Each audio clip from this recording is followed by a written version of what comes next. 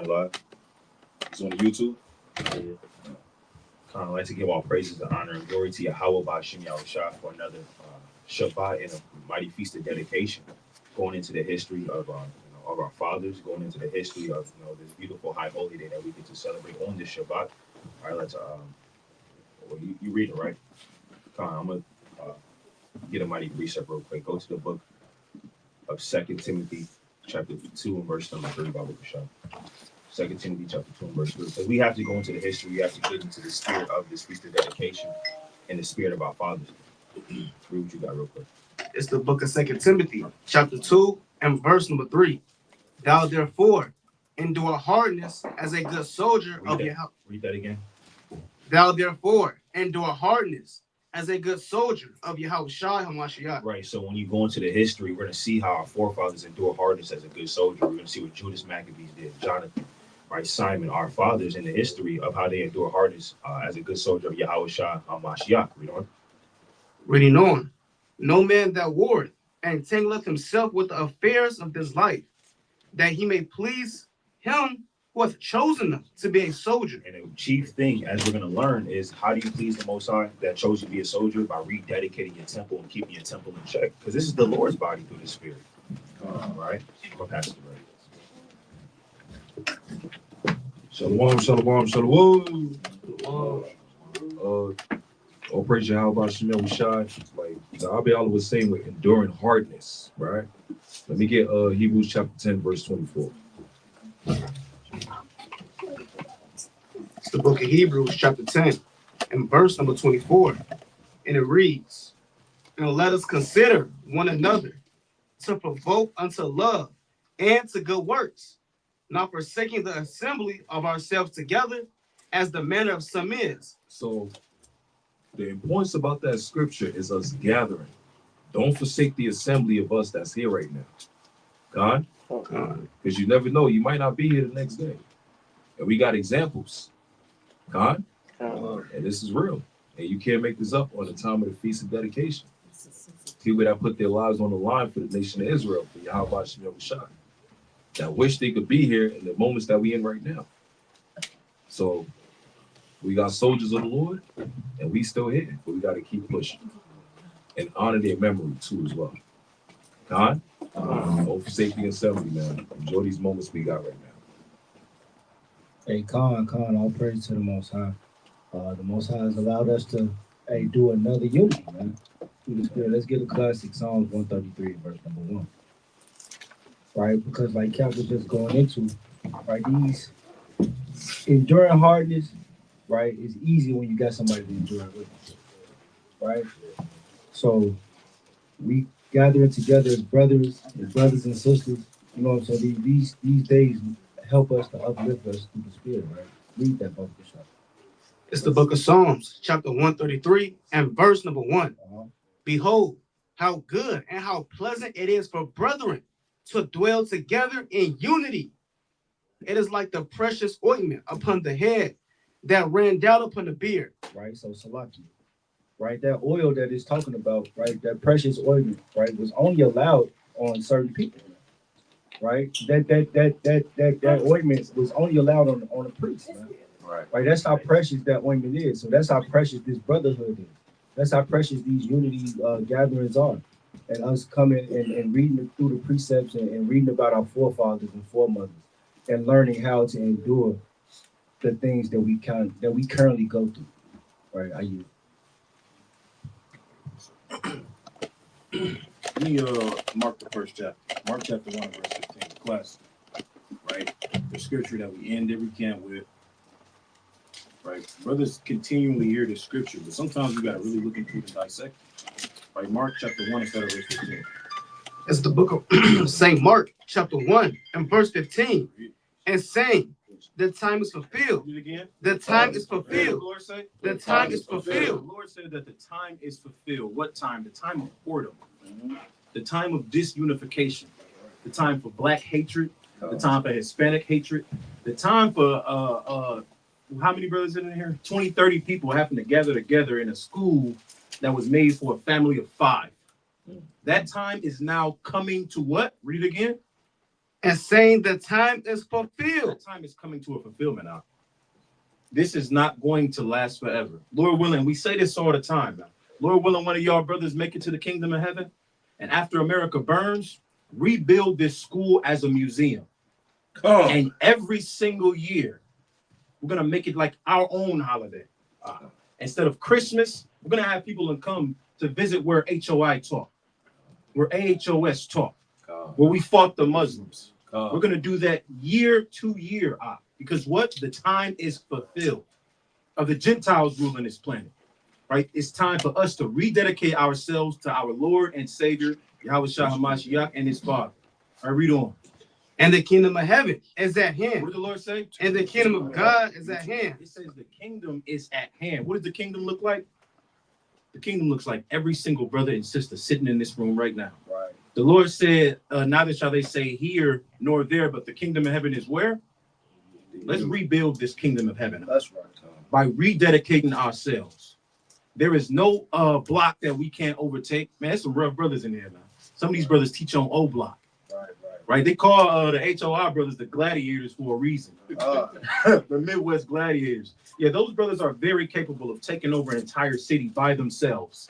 Well, how many men y'all got? 6 right now. See, 6? That's 6 is overcompensating. I'll put 2 HOI brothers against the whole city of Milwaukee and watch those brothers overtake the entire city because it's time for us to rededicate this place. It's time for us to rededicate this place and rededicate ourselves. Read on. Repent ye. He says what? Repent What ye. do we have to do? Repent ye. We're going to make everybody else do? Repent ye. And then do what? And believe the gospel. That's what the time is for. That's what the Feast of Dedications is all about. It's all about rededicating the old person that you used to be into a true soldier of Yahweh, into a true soldier of the Lord. So that one day, Lord willing, in the kingdom of heaven, right, Edomite babies and Arab babies have to read a book that was written about the works that you did on what's today? December what? 28th. December 28th in 2024. And they're reading that out in the kingdom of heaven, right? Thinking back on what you brothers did to save the 12 tribes of the nation of Israel out. Right? The scriptures say what? That all of the nations are going to be in awe. Right? It's time for us to rededicate ourselves. Right, brother? Got a precept? Go to the book of First Maccabees chapter 5 and verse 65, because these things are happening all over again, man. Right? These things are happening all over again in the spirit. Our forefathers literally fought our enemies. Right? They literally picked up the sword and clave to the sword. But we're spiritually doing that to this day. What you got, King? First Maccabees chapter 5 and verse number 55. And it reads, 65. verse 65. Afterward went Judas forth with his brethren, Right? and fought against the children of What Esau, are we doing today? and fought against the children of Esau, What are we doing? and the land toward the south, where he smote Hebron, and the towns thereof, and pulled down the fortresses of it, and burnt the towers thereof round about. Don't you see we doing the same thing? We're pulling down the fortresses of Esau every time we put our boots on the highways and byways and we waking up our brothers, man. We're pulling down the fortresses of this kingdom, right? The thing that protects this kingdom, the Most High is pulling it down through the spirit because we waking up our people. And we're burning it round about. Go to Jeremiah chapter 5 and verse number 14. Jeremiah chapter 5 and verse number 14. Wherefore, thus saith the Lord God of hosts, because they spake this word, behold, I will make my words and thy mouth fire. What the Lord say? I will make my words and thy mouth How fire. are we burning down this kingdom? I will make my words and thy mouth fire. Right? And this people wood, Right? and it shall devour them. What's going to happen to Esau? And it shall devour them. This, the spirit of the Lord is devouring up Esau, where they have to create new policies and new laws just for us to stop teaching the words of the Lord or hinder us from teaching the words of the Lord. So we're fighting against the children of Esau. We fight with the law of the Most High, right? And they come against us with much iniquity and pride and wickedness, as they have done with our forefathers in times past. So there's nothing new under the sun, right? You got something? Kyle, we can get into the history too. Kyle, go to the book of First Maccabees chapter 1 and verse 1. It's the book of First Maccabees, chapter 1, and verse number 1. And it reads, and it happened after that Alexander, son of Philip, the Macedonian, Right. who came out of the land of Shittim and had smitten Darius, king of the Persians and Medes. Right. So in the back history, 331 BC, the Battle of Gaugamela, when Alexander the Great took down Darius III, right, and he came into powers. Right. Even Esau would tell you in his school systems, right, that Alexander the Great is the one that ushered in white people coming into power around this time. Read on. That he reigned in his stead, the first over Greece, Right. and made many wars, and won many strongholds, and slew kings of the earth, Right. and went through to the ends of the earth, and took spoils of many nations, and so much that the earth was quiet before him, whereupon he was exalted, and his heart was lifted up. Right. Because Esau, they got lifted up with that pride. I think he started when he was around 20 years old and ended when he was around 32. Took the whole known world within 12 years, which has never been heard of before. All right. Read on. Verse 4. And he gathered a mighty strong host, and ruled over countries, and nations, and kings, who became tributaries unto him. Right. And after these things, he fell sick and perceived that he should die. Right. Perceived that he should die around that age. Right. And everybody knows that Alexander, the freak, or the scholars will call him the Great, is a homosexual. Man, he dealt with his generals. Right. He dealt with a lot of the men in his army. So he probably caught some type of disease, and he had fell sick and he should die. Read on. Verse 6. Wherefore he called his servants, such as were honorable, and had been brought up with them from his youth, and parted his kingdom among them, while he was yet alive. So Alexander reigned 12 years, then died. Right. And his servants bare rule, every one in his place. So his servants bear rule to everyone in his place, right? Alexander had a son, but his son was only about 1-2 years old. He couldn't rule the kingdom, so he had to give it to his servants. Now, do brothers know which of the 4 servants that he gave his kingdom to? Lysimachus, Right. Cassander, Mhm. Ptolemy, and Seleucus. Exactly, Lysimachus, Cassander, Ptolemy, Seleucus. So they had his known kingdom around that time, and they made many wars. Read on. Reading on. After his death, they all put crowns upon themselves, so that their sons after them many years. And evils were multiplied in the earth. Read that last part again. And evils were multiplied in the earth. It's a crooked and perverse nation, man. Evils were multiplied in the earth when Esau came on the scene. See, it wasn't, the nations before that had evils, but they wasn't doing pedestry.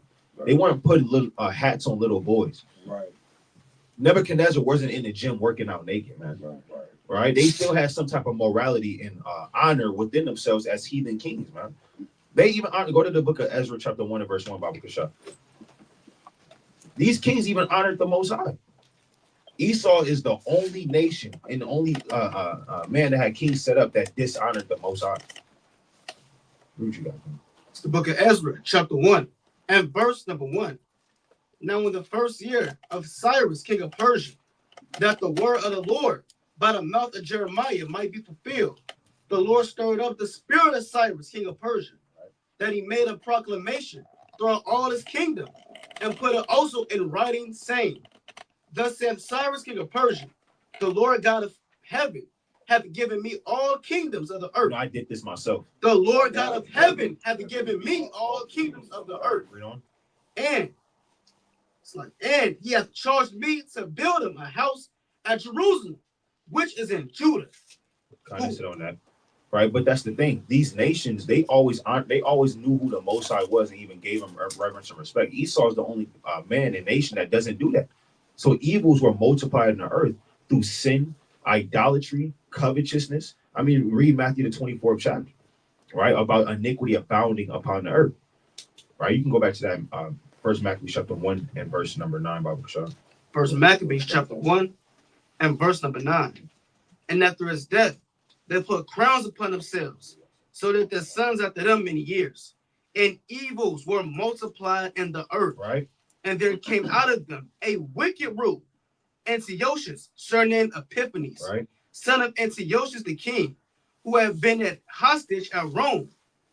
And he reigned in the 137th year of the kingdom of the Greeks. Right. So he was the son of Antiochus III the Great. You have Antiochus IV Epiphanes that came in on the scene, who was a hostage at Rome. And it was said, obviously, that for him to be king over the Seleucid Empire, he made a deal with the Romans to be set up. right? So he can get his freedom and reign over them and do what they wanted him to do. Read on. Verse 11. In those days went there out of Israel wicked men, right? who persuaded many, saying, let us go and make a covenant with the What heathen. do Christian pastors say? Saying, let us go and make a covenant with the So heathen. you had coons, man. That's how you know there's nothing new under the sun. So during we're seeing the beginning of the Grecian Empire leading up to our people being Hellenized. Started with some damn coons, man. Talking about I want to be just like the heathen. Let's make a covenant with the heathen. Let's do after their works. Those men working out naked in the gym, I got to get down with that. We got to figure out how to put that in Jerusalem, next to the temple of the Lord. These are the men that forsook the holy covenant. Read on. Reading on. That are round about us. For since we departed from them, we have had much sorrow. So this device pleased them well. Then certain of the people were so forward wherein that they went to the king, who had given them license to do after the ordinances of the heathen. Begging Esau to do the same things that the heathen were doing, man. Going to where Esau was and asking for a license, asking for a permit to do what they want to do, just like the heathen. So we're seeing the history of what our fathers were doing. When you read the book of 2 Maccabees, you read about Jason, you read about Alcimus, right? Chief coons on the left-hand side that tricked our people into doing many odious works and sacrifices, man. Right? Read on. Verse 14.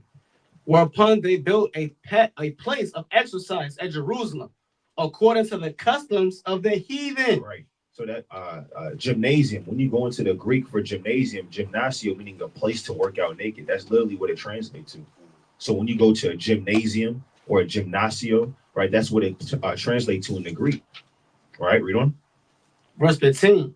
And made themselves uncircumcised, and forsook the holy covenant, and joined themselves to the heathen, and were sold to do mischief. And were what? And were sold to do mischief. And they sold their soul. Go to the book of Matthew chapter 24 and start at verse number Matthew chapter 16 and verse 25. Baba Kushah. It's the book of Matthew chapter 16 and verse number 25.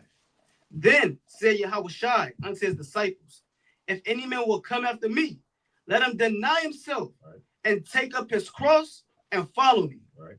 For whosoever will save his life shall lose it. Right.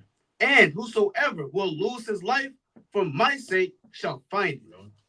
For what is a man profited if he shall gain the whole world, right, and lose his own soul? And what? And lose his own soul. And these men lost their souls, man. Right? These men, these men and women sold themselves out. Right? Sold out the covenant, sold out the Lord to do after the manners of the heathen. And you see the same things today. Go to Revelations chapter 18 and start at verse number 13. America takes the souls of men. Whose souls? The souls of the blacks, Hispanics, and Native Americans, man. Those that deny themselves not to be Israelites. Those that want to be Christians and wear a suit and tie.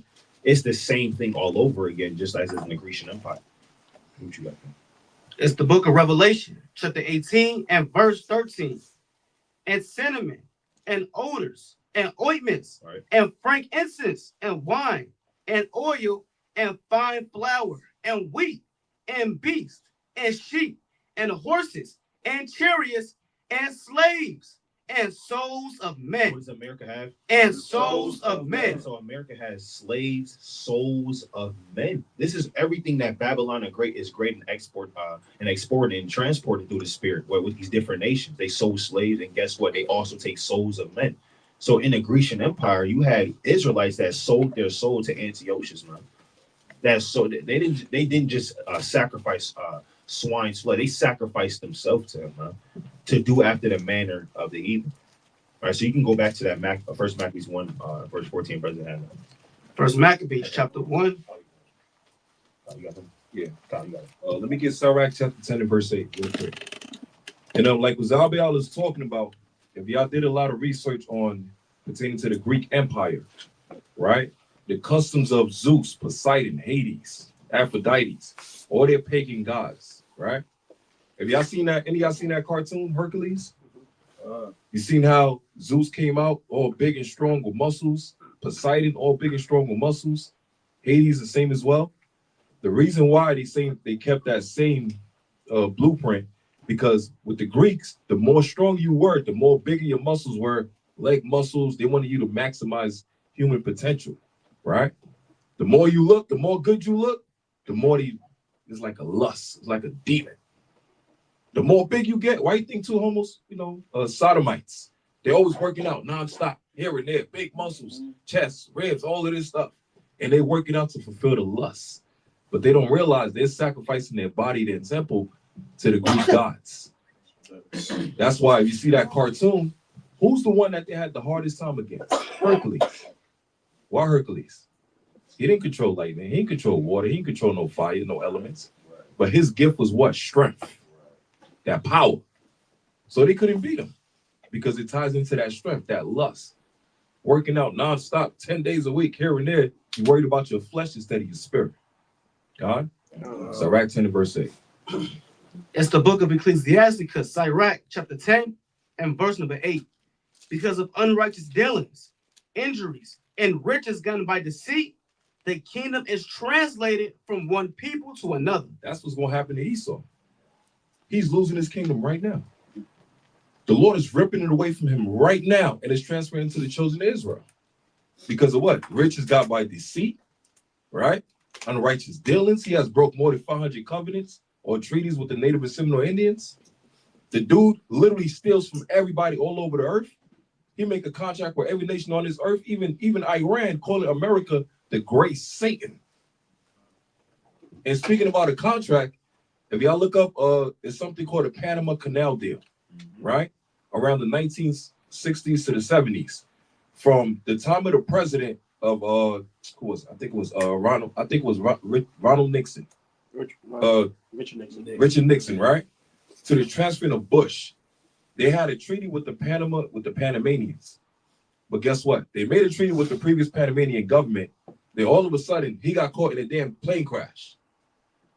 Coincidentally. Then the treaty is broke. So now they bring in a new president to fill in his spot. Why they have a man called Noriega, who's a drug dealer, but guess what? They give him a diplomatic immunity. Why? Because they was getting the drugs from him. As long as he worked with the CIA, everything is all good. Now that he see how America's dealing with his own people, attacking them at nighttime, all different type of witchcraft and sorcery, using different type of weapons against them, he broke that treaty with them. He said, nah, hell no, I ain't dealing with y'all. If y'all deal with my people like this, what makes you think you ain't gonna do nothing to me? So now, what happens now? He tried to unite his own people, and guess what? They'll send in a spy against him every time.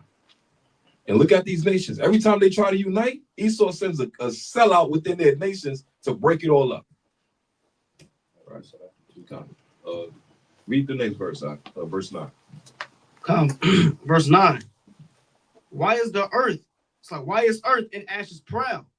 There is not a more wicked thing than a covetous man. Right, read on. For such an one setteth his own soul to sale. Like Zabiala was saying, that's what he did with the Greeks. Right? Look at Diddy. Like the elder, look at Diddy. Wicked. See what they doing in that party?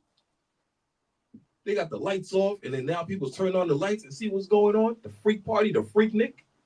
Right? Read on. Reading on. Because while he liveth, while they alive, what happens? He casteth away his bowels. Hey, we don't gotta, that's it. We ain't even gotta go deep into that. No point, bro. How you? Damn. Right. Yeah, that's the Greeks. Why we even want to touch on history real fast? Go to Daniel 9th chapter. Daniel chapter 9 verse 24. Right. His brother's literally bringing out different moments in history, but it's been the same devil throughout this entire history. God, the same acts, the same spirit. I read that Daniel 9 and 24. It's the book of Daniel, chapter 9 and verse 24. 70 weeks are determined. You can get straight to the point. Go to just verse 25 so I can be quick. Verse 25. Know therefore and understand that from the going forth of the 26. Verse 26. And after 62 weeks shall the Messiah be cut off, but not for himself, and the people of the prince. And the people of the prince. Now, this prince is different than the Messiah that it's referring to, right? This is talking about Titus of Vespasian, right? Because the first temple was defiled by who? He was just going into it, right? The Maccabees, the Greeks did it. And then who came and cut the temple off again? The Romans did it. It's the same exact devil, literally hundreds of years apart, right? And then they had the nerve real fast. I want you to look up something. Look up Galvarino, right?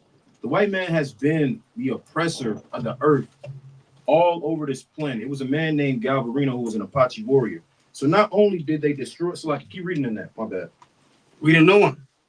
Verse 27 again. It says, and he shall confirm, it's like verse 26. And after 62 weeks shall the Messiah be cut off, but not for himself.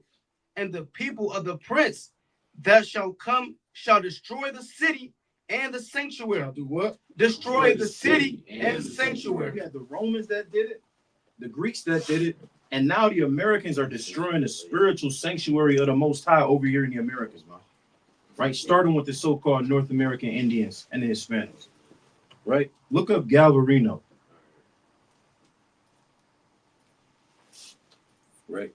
And not only was that not enough, but what? Keep reading. Reading on.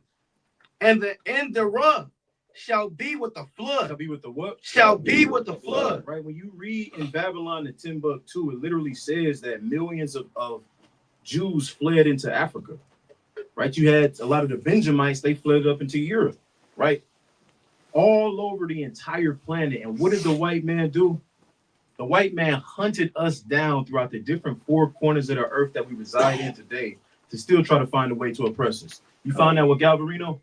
Right, Galvarino was an Apache warrior. Right, pull up that picture real fast. Read, I can't see that. What do it say? Are you with the picture? You can read, you can play that. I have to turn it up.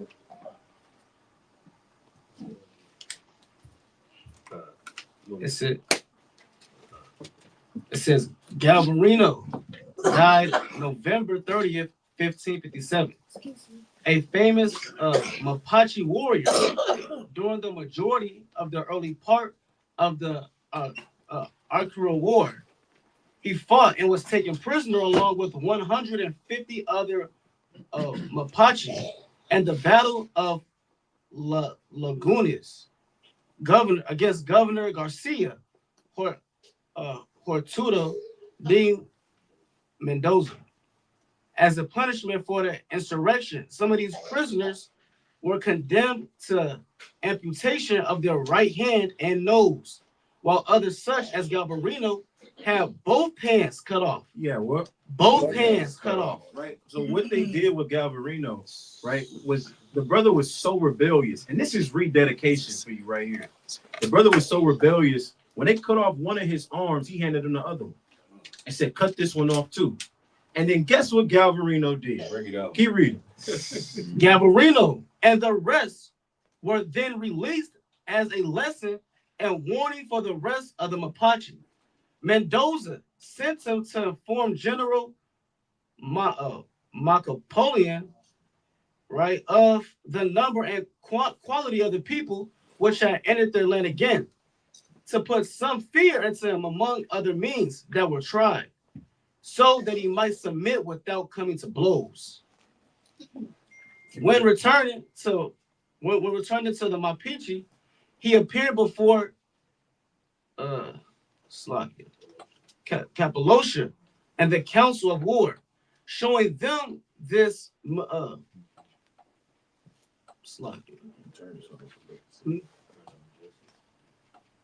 crying out for justice and a greater rising of the Mapuche against the Spanish invaders, like the one of La Toro. For the bravery and gallantry, he was named by the council to command a squadron with knives fastened on both mutilated wrists. Wait. Read that again. It says, read it again. So, with knives fastened on both mutilated wrists. It said that he did what? Knives fastened on both mutilated wrists. They cut both of Galvarino's arms up. He tied knives to both of his arms and he went to battle. He went to war. Now, even though they lost that battle, that's dedication. That is how you rededicate yourself to a battle that we fight, that it looks like we're fighting an uphill battle. a battle that it looks like we should be losing out. We got the Lord on our side, right? As long as we rededicate ourselves to the Most High, and that's spiritual because regardless of what Esau cuts off of you, man, regardless of what he does to you, what roadblock he puts in your way, you better find a way to fight back, man. All right. And let Galvarino be an example of how to rededicate yourself to the perfect purpose. Hey, brothers got some? Quick point. Let me show you how this devil work, man. Do you know who to get Galvarino from? Any of y'all seen X-Men? Y'all seen Wolverine? That's Galvarino. That's Galvarino. Wolverine with the hands with the spikes and everything. Still fighting.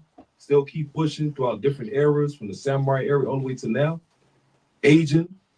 And he's still young. They like, how the hell this dude living thousands of years? That's Galvarino. That's where they get Wolverine from.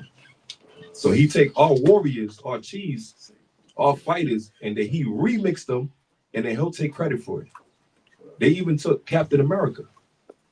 Captain America was a Comanche warrior with the shield, and that's First Chronicles 12 and 8. It talks about it. Gad with the face of a lion, like Galvarino, like Wolverine, face of a lion, right? Animal instincts, smell from far, strong, fast.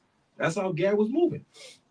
And like Captain America with the shield and buckler. So he literally took our Bible, our warriors, the tribes, and remixed them and created different characters. That's Con. And then when you go back to that in Daniel chapter 9 and verse 27. Daniel chapter 9 and verse number 27. Kind of going back to what you were saying, King, what you were saying, Talwar, about, Esau, they break their covenants all the time. They can't keep a covenant. You said they broke over, 500 covenants with the Native Americans, man? Right? Way more. And they're going to continue to break covenants. Read on. And it reads, he shall confirm the covenant with many. He shall confirm the covenant with many for the week. Right. In the midst of the week. Right. In the midst of the week was 3.5 days. In the midst of the week, what is Esau going to do? He shall cause the sacrifice and the oblation to cease. So Esau, in the midst of that week, which we're in right now, we're in the midst of that week. He's going to cause the sacrifice and oblation to cease. I mean, he's going to cut off the truth. Brothers can't go out there on the highways and byways anymore. We were supposed to get a week, but he said, no, y'all waking up too fast. Right. We're going to start censoring things on YouTube. Right. I think you have Telegram and you have with Chime and Bank of America now working with the FBI, monitoring purchase and sales of Bibles and other domestic terrorist things, man. Right now. Building up RICO cases on brothers, man. Read on. And for the overspreading of the abominations, right, he shall make it desolate. Right. Even until the consumption and that determined shall be poured upon the desolation. Right. So go to Revelation chapter 11 and verse 11. So in the midst of that week, remember 7 days, right? 3.5 days, he's going to cause that sacrifice and oblation to cease, but it's already going to be too late. All right, what you got, King? It's the book of Revelation, chapter 11 and verse number 11. Yo. And it reads, and after 3 days. After 3 days. And a what? And a half. That's 3.5 days. After 3.5 days, read on. The spirit of life from God entered into them. Right. And they stood upon their feet. What are we doing now? And they stood upon their feet. So when Esau cut off that oblation and cut off that covenant in the midst of the week, we already standing on our feet, man. It's over with. Read on. And great fear fell upon them which saw them. And that's just in the spirit of the Maccabees. Guess what? The great fear fell upon Judas and all these nations around all these other nations that heard of him, man. Go to the book of First Maccabees chapter 3. Actually, First Maccabees chapter 3. Let's see what I want real quick.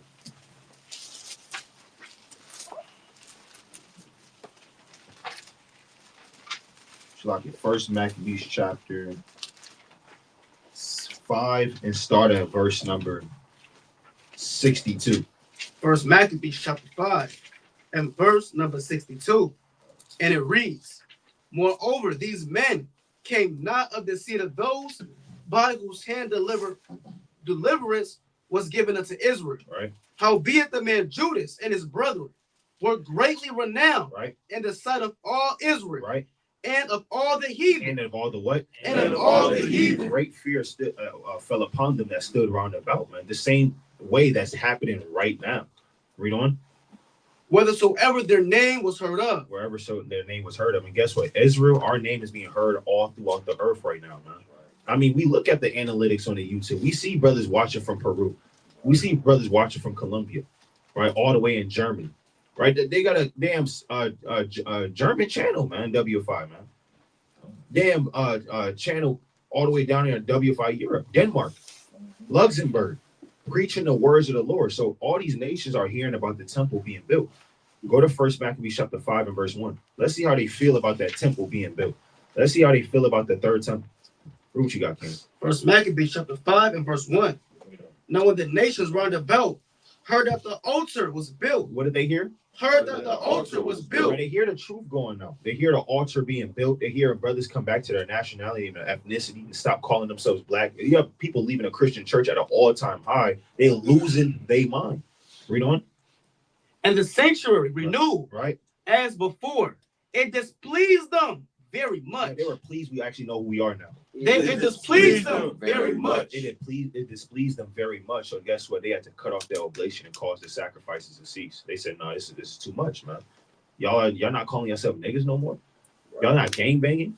Right. Tony, where's that Black and Mild you used to purchase from this brother 7-Eleven? Where's that at, man? Right. Where's that lottery ticket in that damn 40 that you used to buy every Friday night, man? You got a Bible now? No, this is getting out of hand. So Esau breaks that covenant. They did that in times past. Go to First Maccabees 6 and verse 61. First Maccabees chapter 6 and verse number 61. And it reads. Start at verse number 50. Start this whole thing. Let's start at verse 58. Verse 58. Now therefore, let us be friends with these men. What did these Edomites say to us? Let us be friends with these men. All right, read on. And make peace with them and with all their nation. And it's like and covet with them. Esau want to make a covenant with them. Read on. That they shall live after their laws, as they did before. That's the first 3.5 days. Let's make a covenant with them. Look, you can live after your laws. Y'all can go out, freedom of religion, freedom of press and speech, First Amendment rights. Right, read on. For they are therefore displeased, and have done all these things, because we abolished their laws. So the king and the princes were content. Wherefore he sent unto them to make peace, and they accepted thereof. Right, we accepted. Read on. Also the king, verse 61. Also the king and the princes made an oath unto them, right, whereupon they went out of the stronghold. Then the king entered into Mount Zion. He did what? Entered into Mount Zion. But when he saw the strength of the place. See, the thing is, Mount Zion wasn't an average city. Everybody knew what Mount Zion was. It's Mount Zion. Our city, Jerusalem, right? The city of David was built on a mountain. So it was very beautiful to look at and behold, right? And it was a strong fortress for our enemies against war. So when he saw the strength of the place, he seen the fortresses, he seen the gold, he seen the silver, he seen the temple, he seen Aaron with his priestly the sons of Aaron with their priestly garments on, man. Right, the warriors with their warrior apparel on. They was like, "What? Hold the hell up, man." Read on. He break his oath. What did Esau do? He break his oath. What is he gonna do again? He break his oath. He can't keep a covenant, man.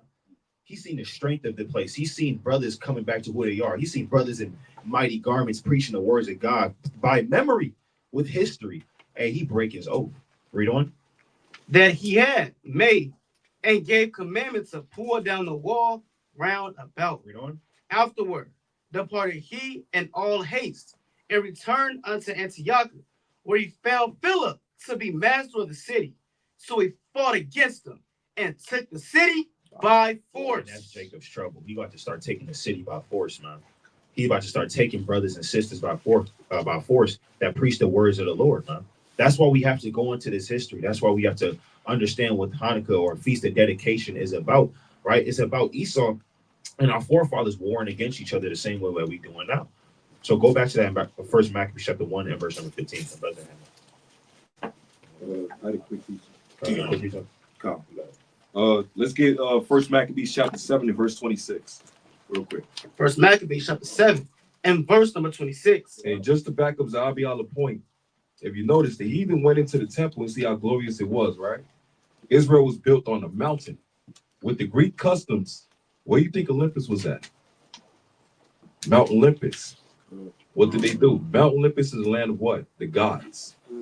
Who are the gods? On the earth. It's us. So they copied us and changed from Mount Zion to Mount Olympus. So they stole everything. God, bring it out. verse 26. Come. First Maccabees chapter 7 and verse 26. Then the king sent Nicanor, one of his honorable princes, a man that bare deadly hate unto Israel, with commandment to destroy the people. So this is the Edomite. This is how much he hates us. He has deadly hatred. Read on. So Nicanor came to Jerusalem with a great force, But he's coming with an army. Read on. and sent unto Judas and his brethren, deceitfully with friendly words, Right. saying, Kind words. Right. Smooth words. Serpent tongue. Read on. saying, let there be no battle between me and you. Hey, you don't want no smoke, but why you got an army behind you? You think we stupid? Read on. I will come with a few men. Right. I only got a few. Right. I'll just come with 5. Dude, you got 10,000 behind you.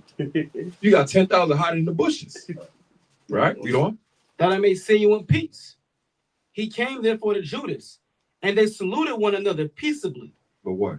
But howbeit the enemies were prepared to take away Judas by violence. Look at that. They try to jump him because they could not stop this man on a battlefield. So Esau's like, no, this ain't no battlefield. We just talking. We just having a little meeting like he did with the Gadites, the Pequot massacre. Did you know Esau could not beat no Gadite or Reubenite on the battlefield ever? He had to poison them off the battlefield. He had to burn their houses. He had to attack them while they were sleeping. He never won a war fair on the battlefield with any Israelite. Ever. The Comanche was whooping his behind left and right. The Comanche was fighting 4 different armies. They fought the French, they fought the American army, they fought the Spaniard, and they fought also the European army all in one. No, the British. They was fighting 4 armies all together in one, and they was beating them with a damn bow and arrow and a tomahawk, while Esau had guns. But they ain't gonna tell you that. So he tried to kidnap Judas and get him real quick to what? To stop the rebellion. Then they do that to Martin Luther King, Malcolm X. Isolate the leaders and kill them when they by themselves. Hire somebody as a traitor from the inside out. So this dude is a coward, man. Right, real quick, let's get Exodus chapter 7 and verse number 2. Right, because it shows you that these same spirits are throughout history, right? We know that we are in modern day Egypt and Babylon the Great, right? Babylon, right? And these same spirits, like as soon as he made the covenant with Israel, you know that we're not going to come and overthrow you. The Most High kind of did the same thing that he did to Pharaoh, right? Read that, Baba Kashan. What verse? 7 and verse number 2 and verse 3. It's the book of Exodus, chapter 7 and verse 2. Thou shalt speak all that I command thee, and Aharon, thy brother, shall speak unto Pharaoh, that he send the children of Israel out of his land. Right, so they made a covenant with him, right, and they talk to him, right. They say, hey man, you know, let the people go, and because we in Maccabee, they said because you know we have done all these things to him, they kind of kicking our ass right now, man. Right, so they made the agreement with him that they're not going to destroy him, and then they came in and seen the gladness and the mirth, and what happened? And I will harden Pharaoh's heart. And I will what? And I will harden Pharaoh's heart. When he do the Antiochus? And I will harden Pharaoh's heart. And he hardened his heart, man. Like ain't no way I'm finna let these men come back, right? All that riches, right? All this riches and all this, man, no, right? Because they know that our power is what following the law, statutes, commandments. Right? I yield. Come on, real fast. Give me Judith chapter 5 and start at verse 18. Right. It's the book of Judith, chapter 5. So like start at verse 17. And verse 17. And it reads, and once they sinned not before their God, they prospered, because the God that hateth iniquity was with them. Right. But when they departed from the way which he appointed them, they were destroyed in many battles, very sore, and were led captives into a land that was not theirs. And the temple of their God was cast to the ground, and their cities were taken by the enemies. But now are they returned to their God, and are come up from the places where they were scattered. Right, read the top of 19 again. Verse number 19. But now are they returned to their God. It says what? But now are they returned to their God God. says, but now are they returned to their. This is how renowned Israelites literally are throughout all of history. This dude just gave an entire account of all of Israel's history to his Lord and Governor. Off the dome. Like off memory, he knew everything about the Israelites, about the Jews. Right? He was a fan. He already knew. Right? And literally, and we're gonna go into it, but when we are with the Lord, this entire planet knows that we are a wrecking force. This entire planet knows. That's why everything that they try to do and give you is to turn you away from the Most High. Literally everything, from the fast food spots to making beef. They make beef hot dogs and then put it in pork casing. Because they know we don't read. Right? Everything that Esau, it's so crazy, man. They know, all of these other nations know who we are and the capabilities that we have when we with the Most High, except for us. Right? Keep reading. But now are they returned to their God and are come up from the places where they were scattered and have possessed Jerusalem, where their sanctuary is, and are seated in the hill country, for it was desolate. It says what? For it was desolate. Where were we? For it was desolate. Were we before dedication? For it was desolate. We're desolate. But what? Read. Now therefore, my Lord and Governor, if there be any error against this people, and they sin against their God, let us consider that this shall be the ruin, and let us go up, and we shall overcome them. Right. Verse 21. But if there be no iniquity in their nation, It says that what? if there be no iniquity in their nation, Or what is rededicated? if there be no iniquity in their nation, What is Hanukkah? if there be no iniquity in their nation, Read. let my Lord now pass by. He said, listen, if these people are on their P's and Q's with the Most High, the one true God, this is how you know. They know that our God is real. These other nations don't even really believe in their God. They just have to find something to love. Right? Like they need, you said what? Find something to do. Yeah, they just need something to do. So they just find a bull and worship it. Because that's what white people do. They just find the animal, they find a symbol, they find a plant, and they find a way to pray to it and burn incense to it, love it and smoke it. That's what white people do, man. But they know that the God of Israel is absolutely real, which is why this entire planet has a complete respect for the Most High. All of them. Man. The only people that try to come against the Most High is the so-called white race. Right? Read on. Let my Lord now pass by. He told him to keep it moving. If these people are with the Most High, man, look, keep it pushing. That's how you know you tell brothers in the hood, hey, bro, this ain't what you want, bro. Right. It's literally him telling his governor, listen, we don't want this smoke. Like, Zara, we don't want this smoke, bro. You had to count the cost. Judas Maccabeus? Yeah. Right? This is what's going on, man. Right, read on. Reading on. Lest their Lord defend them, and their God be for them, and we become a reproach. And we do what? And we become a reproach. Read it again. And we become a reproach. Right, read on. Before all the world. Right, go to Esther chapter 8 and start at verse 17. They know. All of these other nations know what we're capable of. Rest left. I need some more batteries, Bubba Shop, brother. Find some batteries. Right. But all of these nations literally know, man. They know who we are when we with the Most High, or when we repent. We the only ones who rebel against it. That's why the rededication, Hanukkah, right? The Feast of Dedications is for us.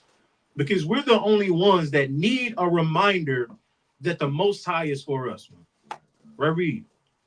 It's the book of Esther, chapter 8, and verse number 17. And in every province and in every city, whithersoever the king's commandment and his decree came, the Jews had joy and gladness. It says what? The Jews had joy and gladness. Right, it says that we have joy and gladness. Right, read on. A feast and a good day. Right. And many of the people of the land. It says what? And many of the people of the land. And this is what's happening today. This is about to go. What time is it? This is about to go on in a couple of hours. We're about to go out to the streets. We're finna rejoice and be glad because people gonna get cut. Boots are gonna get kissed. Right? And people are gonna repent, huh? Right. we're about to go out and have rejoice and have gladness. But what? Read on. And many of the people of the land became Jews. For the fear of all the Jews fell upon them. It says for the what? For the fear of all the Jews fell upon them. You brothers and sisters in this room are terrifying. Absolutely scary, man, to this entire planet. Black and Hispanic unification is the scariest thing to America, which is why they have to split us up, man. Because when we unify and we get back to our culture, man, braids, boots, right? Loving your brother, not committing adultery, not dare having an OnlyFans account. Oh, wow. You're scary. You're absolutely terrifying. Have you baked a bar? Right, brothers got some. Brother, true Hercules, baby. Right. God, go to the book of Wisdom of Solomon 13 and verse 13, man. Oh, you got some? Sorry, real quick. Hey, to let me back on that. Hey, let's get 2 Maccabees chapter 8 and verse number 36, real quick. And I gave McQua's holding something, right? He's holding the book, the Antiochus book. That's the same accounts that we read from our perspective, from their perspective, right? And it was a thing that they had to understand that if we were taken away from our if they were going to defeat us, they're going to have to take away a certain thing from us, right? Read that, Baba Kashab. I think it was page 254. That's the book of Antiochus. Or Antiochus, a novel by Walter K. Prince and John Gillies. Right. Page 254. It says, the king that saw the priest appeared to relax, but your service to me must change. Antiochus continued, I've learned something from all these Jewish intrigues and uprisings. I've learned that there is only one way to ensure tranquility. For that there is only I've learned that there is only one way to ensure tranquility for Antiochus or Antioch. Right. So Salakia. So he said, I've learned something. I picked up a pattern, right, on all these uprisings, right? Like what the brother was bringing out, right? Let's get that 2 Maccabees chapter 8, verse number 36 real quick, and then we're gonna continue in that. It's the book of 2 Maccabees chapter 8, right? And verse number 36. And it reads, thus he that took upon him to make good the Romans their tribute by means of the captivities in Jerusalem, or captives in Jerusalem, told abroad that the Jews had God to fight for them. That what? That the Jews had God to fight for them. Right, so he said, I noticed is something, right, about these Jews, man. Every time they got an uprising, it's a common thing, man. It's a common denominator, man. Right? Read on. And therefore, they cannot be hurt. That what? They cannot be hurt. Right, and we cannot be hurt. Right? Why is that? Read on. Because they followed the laws. Because they did what? Because they followed the laws. Read on. That he gave them. Right, so like what Mike was bringing out, or Slaki Tahawar was bringing out, right? When we follow the law, statutes, and commandments of the Most High God, right, we're gonna prosper every time, man. Every time. Right, that's why it's important for us to rededicate. That's why it's important that we come out and do these unity classes on rededication, so we can see, right, so we can hold one another accountable, right, so the Most High God can fight for us throughout our work weeks, throughout our lives, right. Finish reading that. So Antiochus said that, man, I noticed a common thing, right? What is that common thing? And what must we do to stop them? Read that, Bob Kashab. Read it on. In this city, and that is to eliminate the Jews. Right, read on. There are too many of them. Right, so he said we need to eliminate them, right? But his counsel was like, man, there's too many of them, man. How are we going to do that? Right, read. Said the governor, that cannot be accomplished. Perhaps you are correct, said the king. Right, so King Antiochus is like, yeah, you're right. It's impossible for us to just literally go through and kill all of them. There's millions and millions and millions of them, right? Right? We don't die, we multiply, man. Right? We the real baby's kids, right? Right? Read on. In that case, there's something else to be done. We can eliminate the Jewishness of the Jews. Do what? Eliminate the Jewishness of the Jews. What is the eliminating the Jewishness of the Jews? That's making them stop keeping the law, statutes, commandments. That's making them forget who they are. That's taking away their Shabbats. That's taking away their feast days, man. Right? Is someone that? God. It says, sorcerers and the solution officers were puzzled. Menelaus smiled and they have smiled. And Menelaus was a Jew, right? He was a person that was a Jew who actually kind of gave him. He actually is the person who gave him the idea to attack us on the Shabbat, right? So they understood. Antiochus knew, right, from his youth up, because he had Jew slaves, right, and he went into many battles, and he's seen, like, you know what, in order for us to destroy these people, right, we have to take away their laws, statutes, commandments. We have to take away their power, right? Is some on that? Come. Come. It says, sorcerers and the social officers were puzzled. Menelaus smiled or they have smiled, as though he understood. Right. Menelaus in his honor before sundown. Now that's it. Oh yeah, Yeah, that's it. I got a quick precept. Go ahead. It's 2 Maccabees 4 and verse 23. It says, 3 years after Jason sent Menelaus, the aforesaid Simon's brother, to bear the money under the king and put him in mind of certain necessary matters. But he, being brought to the presence of the king, when he had magnified him for the glorious appearance of his power, got the priesthood to himself, offering more than Jason by 300 shekels of silver. So he became the king's mandate, bringing nothing worthy to the priesthood, but having the fury of a cruel tyrant and the rage of a savage beast. Hey, Salaki, and those are the politicians that look like us, man. Right? They may look like you, right, but they're not really for you. They're not really for us rebuilding our temple, man. They about lining their pockets, man, right, and being the good boy to these kings, man, of the earth, man. Jesse Jackson. Exactly, right. I yield. Mighty precept. Con, go to the book of First Maccabees chapter 1, and start at verse number. Jump down a little bit. Start at verse number 53. Going into the abomination of desolation. Second Maccabees. No, First Maccabees. Okay. First Maccabees chapter 1 and verse 53. And drove the Israelites into secret places, even wheresoever they could flee for secure. Right, and like we said, when we're reading the history, we're reading what's about to happen again, because it's going to repeat itself as we know. We living in these times, where we're going to have to flee. We have to flee for any secure that we can go. Read on.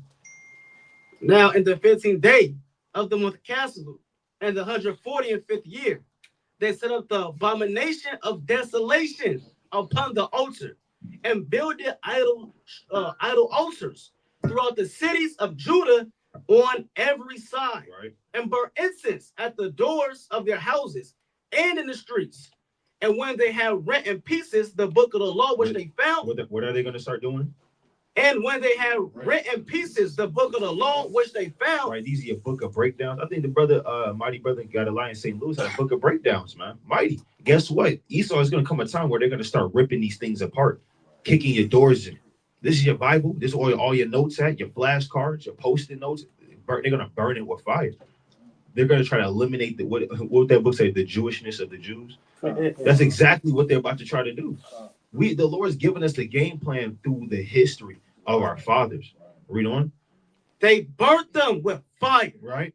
And whosoever was found with any book of the testament, or if any committed to the law, the king's commandment was that they should be put to death. And that they should be put to death, man. Yeah, we're not hated of all nations for the Lord's namesake right now. You can still kind of go into that Target, that Walgreens, that Walmart, and still wear your fringes and nobody say anything to you. You may get somebody ask, what are those? Right? But it's going to come to the point where they're going to look at them fringes, and 911 call is going to be made by damn 15 people in the grocery store, man. And they're going to be surrounded because you're the Israelite with fringes. You're the domestic terrorist. Right? National Guard pulling up on your block because of you. Read on. Verse 57, verse 58. Thus did they by their authority unto the Israelites every month, to as many as were found in the cities. To as what? To as many as were found in the What is cities. Chicago? To as many as were found in the cities. See that? All of these places, all these cities around the world, around America, they're going to start ushering in these new things, right? This is going to be the third abomination of desolation. We read about the first one. The third one will be the same thing. It's going to be exactly similar. Read on. Verse 59.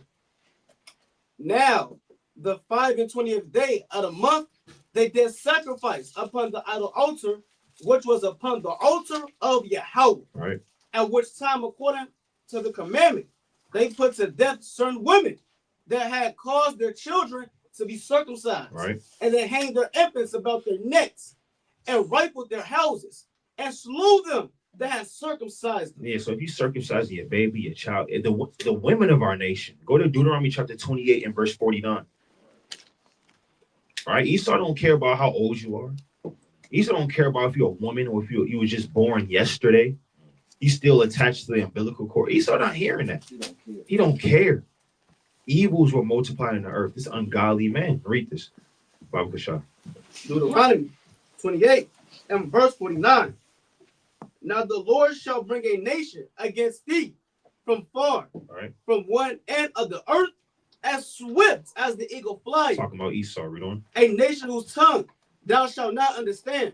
A nation of fierce countenance, which shall not regard the person of the old, Right. nor show favor to the young. Right. So that's what I mean. This Bible is beautiful. The Lord describes your enemy to the T. The Lord perfectly identifies who your enemy is, man. Esau don't regard the person of the mighty, the person of the old, or the young. So we're reading that in First Maccabees. Go back to that First Maccabees chapter 1, and start at verse 60, and we're reading about what he's going to do to the women of our nation and what he did before. Right? And the babies. Some of us got children. Some of us got babies. Right? Esau's not going to have any remorse. Read what you got, King. Start at verse 61. First Maccabees chapter 1 and verse number 61. And it reads, and they hanged the infants about their necks and rifled their houses and slew them that had circumcised them. Howbeit many in Israel were fully resolved and confirmed in themselves not to eat any unclean thing. Right. Wherefore they chose rather to die. What did our people do? They chose rather to die. Right. That they might be, so that they might not be defiled with meats, and that they might not profane the holy covenant. So then they died, and there was very great wrath upon Yahshua. So our foremothers and forefathers died, and rather than defile their temples. That's the level we have to be on in these times. We have to rather die than defile the temple of the Lord, man. That's how serious it is. That's how serious this high holy day is, man. Right. That they didn't even want us to know about that. They want us to continue to defile our temple.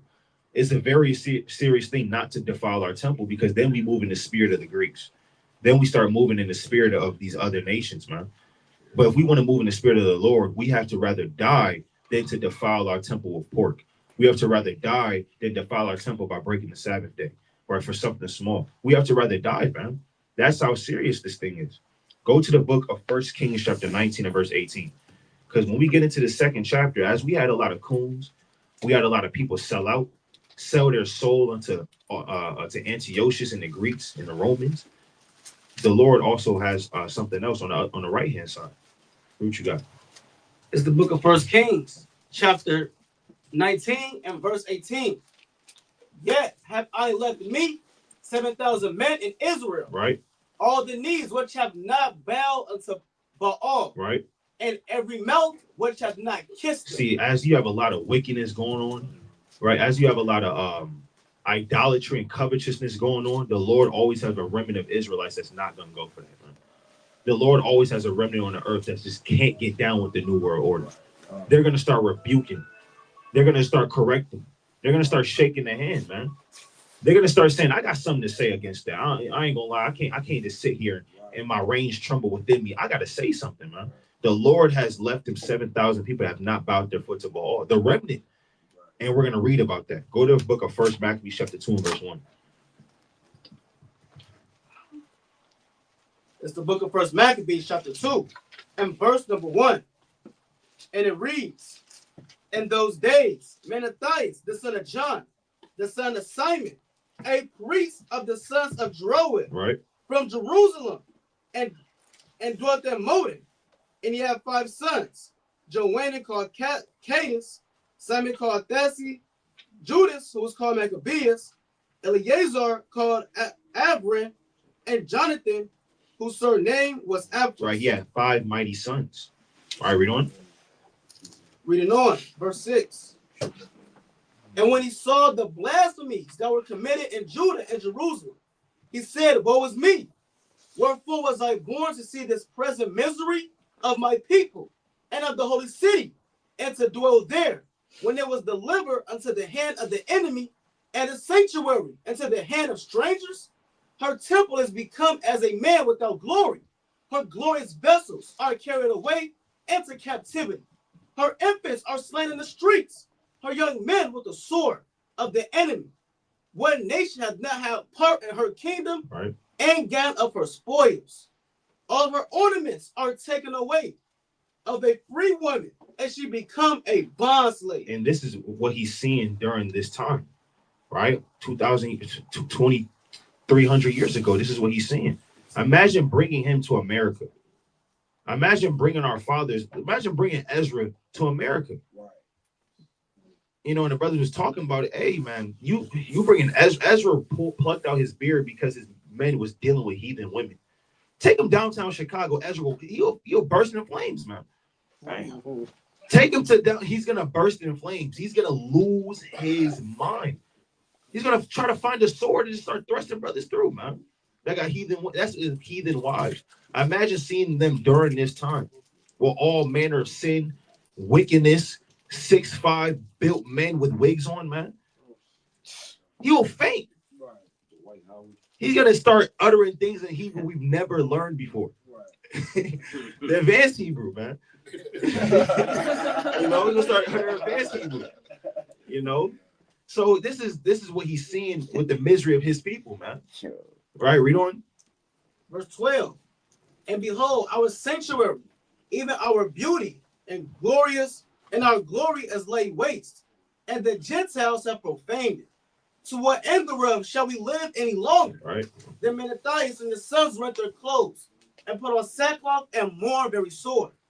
And in the meanwhile, the king's officers, such as compelled the people to revolt, came to the city of Modin to make them sacrifice.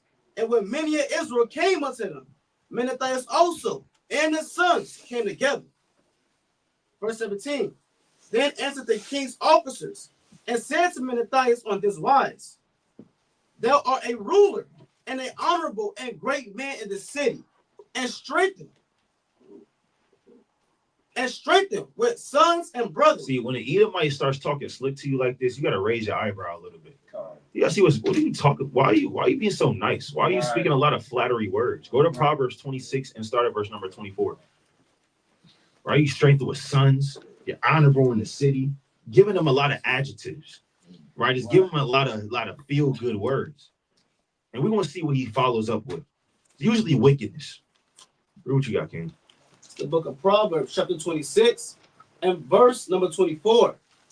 He that hateth dissembleth his lips with his lips, and layeth up deceit within them. Right. So he that hateth, he's gonna dissemble his lips. He's gonna start speaking things that he really don't feel about you. He's gonna try to make you feel like as though if he don't hate you or not. Read on. Verse 25. When he speaketh fair, What the Lord say? when he speaketh fair, Right. believe him not. What the Lord say? Believe him not. Read on. For there are 7 abominations in his heart. There's 7 abominations in his heart to try to get you to do wickedness. So let's see what this man said, right? The governor of the city. Let's see what he said, right, to Mattathias. Go back to that in First Maccabees chapter 2 and start at verse 17.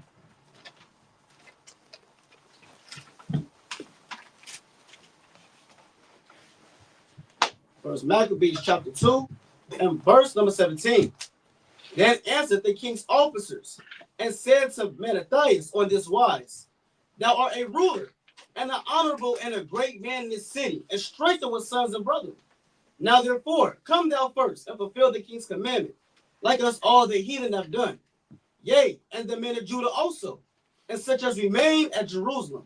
So shalt thou and thy house be in number of the king's friends, and thou and thy children shall be honored with silver and gold, and many rewards. Right. Then Menethias answered, and spake with a loud voice, though all the nations that are under the king's commandment obey him, and fall away every one from his religion of their fathers, and give consent to his commandments, yet will I and my sons and my brethren walk in the covenant of our fathers. Do what? Walk in the covenant of our fathers. See that? Go to the book of Additions to Esther, chapter 13 and verse 4. All right, and I'm gonna pass it. That's why these nations can't unify, because, like I said earlier, the Lord has 7,000 men that has not bowed the foot to Baal. Right? He said, I'm not gonna do that thing, man. He said it in front of everybody. He didn't secretly say that. He didn't go up to him and whisper in his ear, I can't do that, man. I can't.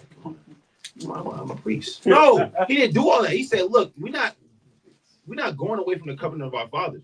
Though all the nations and dominion be under you, guess what? Hey, us five over here, we ain't going for that. All right, read what you got, King. In addition to Esther 13 and verse 4. It's the book of Additions to Esther, chapter 13.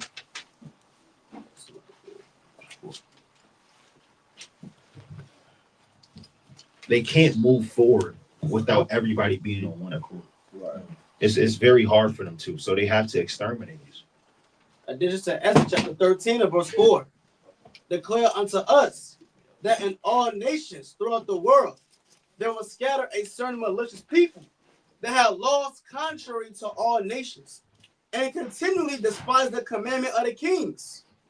So, as the uniting of our kingdoms, honorably intended by us, cannot go forward. Cannot what? Cannot go forward. On. Seeing then, we understand that this people alone is continually in opposition unto all men, differing the strange manner of their laws, and evil affected to our state, working all the mischief they can, that our kingdom may not be firmly established. Yeah, that kingdom can't be truly firmly established because you have our people that are not going against the laws of the Most High. We refuse to. We'd rather die than to defile ourselves, man. Right. So that's the spirit that Mattathias and his 5 sons were in, and his sons witnessed that, man. Right, him standing up against the so-called white man, the heathen, not obeying his orders, not doing what he wants him to do, not being the so-called king's friend. Nobody wants to be the king's friend. Right. I don't know what the king does with his friends, man. Right. What did Alexander do with his friends? You see that? So I don't want to be the king's friend. He wasn't going for that.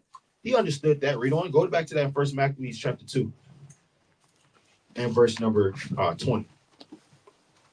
1 Maccabees chapter 2 and verse number 20. And it reads, Yet will I and my sons and my brethren walk in the covenant of our fathers. Right. God forbid that we should forsake the law and the ordinances. We will not hearken to the king's words to go from our religion either on the right hand or the left. Right. So this is on the right hand side, being mighty on the right hand side. Let's see what happens on the left hand side. Read on. Now, when he had left speaking these words, they came when the Jews and the sight of all the sacrifice on the altar, which was their motive, according to the king's commandment. Right. Which thing when Menethias saw, he was inflamed with zeal. So here comes a coon Jake. I'll do it. I'll be the king's friend. Sure, I got bills. I'm gonna do what I want to do. He came and sacrificed on the altar, led to believe he already had pork in his pocket, ready to do it. He wanted to be the example. The king was talking to Mattathias, and he over here, please, please, please. I hope he talks to me too. I hope I get to shake the king's hand. Right? I want an opportunity to. I won't let you down. He said, you know what? I'm just gonna do it. And guess what? When Mattathias saw this, he was inflamed with zeal. Read on. He was inflamed with zeal, and his reins trembled. Right. Neither could he forbear to shew his anger according to judgment. Right. Wherefore he ran and slew him upon the altar. He did what? And slew him upon the altar. That's coming to all coons in these last days, man. All coons, man. I can't stand a coon. I mean, the Lord is gonna slay you in different ways that I can't even imagine because you want to coon out for the so-called white man. So this is what the Lord put in his spirit to do. Read on.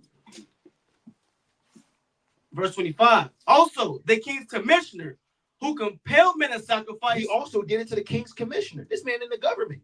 He killed a damn a government official. Read on. He killed at that time, and the altar he pulled down. Right. Thus dealt he zealously for the law of the Most High, like as Phineas did unto Ambry, Right. the son of Salam. Read on. And Menathias cried without the city with a loud voice, saying, whosoever is zealous for the law and maintaineth the covenant, let him follow me. So he and his sons fled into the mountains and left all that ever they had in the city. And that's coming. Right? Guess what? If you zealously follow the law, you have to leave everything that you ever had. Yeah, we know we left our lives in the world, but you have to leave a little bit more than that, man. You got to start leaving physical things because Esau's going to be coming, man. And this is what happened in times past. These are the things that are going to happen again. Brother's got a point? Go to Judges, the 7th chapter. Judges chapter 7, right, and start at verse 2. 7 and what? Yeah. 7 and 2. It's the book of Judges, chapter 7, and verse number 2. Yeah. And it reads thus. And the Lord said unto Gideon, the people that are with thee are too many for me. He said, what? The people that are with thee are too many for me. Right. Sometimes, and we all got the habit of saying, come to camp. Come to camp. You need to come to camp. Right. But the Lord didn't ordain everybody to be a warrior. Like the warriors that's in this room. Like the warriors that's out having camp now. Right? Read on. To give to the Midianites and to their hands, lest Israel's vaunt themselves against me, saying, my own hand has saved me. Now therefore go to, proclaiming the ears of the people, saying, whosoever is fearful or afraid, let him return and depart early from Mount Gilead. Right. So it said, anybody who's fearful or afraid, just go ahead and go home, man. Right? Some men ain't built to go to battle. Right? You got some brothers, the brothers that are in this room are special, man. The brothers that go out to camp are special. Y'all are men that are unlike other men. Y'all are men that are not fearful. Do you know who's not fearful? A pedophile is not fearful when he wants to come up to a child. A drug, you know what? When do brothers usually start smoking? Do they start smoking when they turn 18? They start smoking when like 13 years old, 12 years old. I know some cats who started smoking when they was 8 years old. Rolling up just paper. Regular lined loose leaf paper, rolling it up and smoking it, man. Drug dealers are not afraid. A drug dealer will approach a child and he will sell drugs unto a child. A rapist is not afraid. So the brothers that go out and battle them have to be what? You can't be afraid of. We will rebuke any and everybody, man. Everybody is not built to carry the lot and the burden that you brothers carry, man. You brothers carry the entire nation of the blacks, Hispanics, and the indigenous Americans on your back. Which is why when you go out and teach, they listen to you. They listen to Makwas. Right? Not Makwas listen. I ain't never seen a sister repent like when Makwas get on the mic, man. This is get to change it. What they say about Saul, he changed it to a new man. Makwas stand into a new woman. Is Makwas among the prophets? They put on a dress immediately. Because not Makwas is that type of man. Makwas is not afraid. He's not fearful. These brothers in HOI will stand up to anybody. Right. The brothers in AHOS will stand up to anybody. Right. They're not afraid of. We're not fearful men, which is why we go out and do a job that the majority of our people just are not built to do. Right, read on. It says, whosoever is fearful and afraid, let him return and depart early from Mount Gilead. And the return of the people, 22,000, and the remain 10,000. So you had 32,000 people in total that thought that they were going to go to war. 22,000 went home, and you still had 10,000 people that remained. Right? Read on. Verse 4. Now, this 10,000 is symbolic of the people that come out and they try what you brothers are professionals, man. They come out and they try to do what you do. It's kind of like with WWE when they say do not try this at home. Right. Everybody don't need to be out in these corners, man. Some brothers don't know how to make a brother put a cigarette down. I know what made me, when I seen, what was in my first camp, I got my boots kissed by a line of families. Yeah, every brother does not have that gift. But you brothers do, man. Read. Verse 4. And the Lord said unto Gideon, the people are yet too many. Bring them down into the water, and I'll try them for thee there. And the Lord said, now you still have way too many people. 10,000 is way too much. Right. Why would the Lord send 10,000 men to war? To go against the enemies that we battle out? It's way too many of us. Read. And it shall be that of whom I say unto thee, this shall go with thee, the same shall go with thee. And whomsoever I say unto thee, this shall not go with thee, the same shall not go. Right. So we brought down the people unto the water. And the Lord said unto Gideon, everyone that lappeth of the water with his tongue, as a dog lappeth, him shalt thou set by himself. Right. Likewise, everyone that boweth down upon his knees to drink, and the number of them that lappeth. So you had some men, right, that would go down and they would drink from the water, not paying any attention at all. And then you had other brothers like you brothers, man, that when they went down to the water to drink water, they were on shamar. They were watching, meaning that they didn't just face deep into the water, but they brought the water up to their mouths and they paid attention. Because brothers like you understand we have enemies and we are always prepared to battle, which is why the Lord did what? Read on. Verse 6. And a number of them that lapped, putting their hand to their mouth, were 300 men. 300 men. Only 300 men out of 32,000 men were chosen to go to battle in the name of the Lord, man. Those brothers are you. Those sisters are you. Every day we battle against so many things on this planet. And you were the chosen 300 few that were ordained to battle against it, man. And you're going to have 10,000s that are going to try, but they're fearful. They're not prepared. Not like you brothers and sisters, man. Brother got something? Now I just wanted to bring out a point. The historical account, like for that Zabala was just bringing out, in the Antiochus book. So this is from their perspective, all that happened with that same account, right? Read that, Baba Bashar. Who's gonna put on the screen? Yeah, no, that's cool. Right? So hey, we have to always be willing to strive for the truth unto death, man. We always got to be willing to die for this thing. Like our foremothers was willing to die for this thing, right? Right?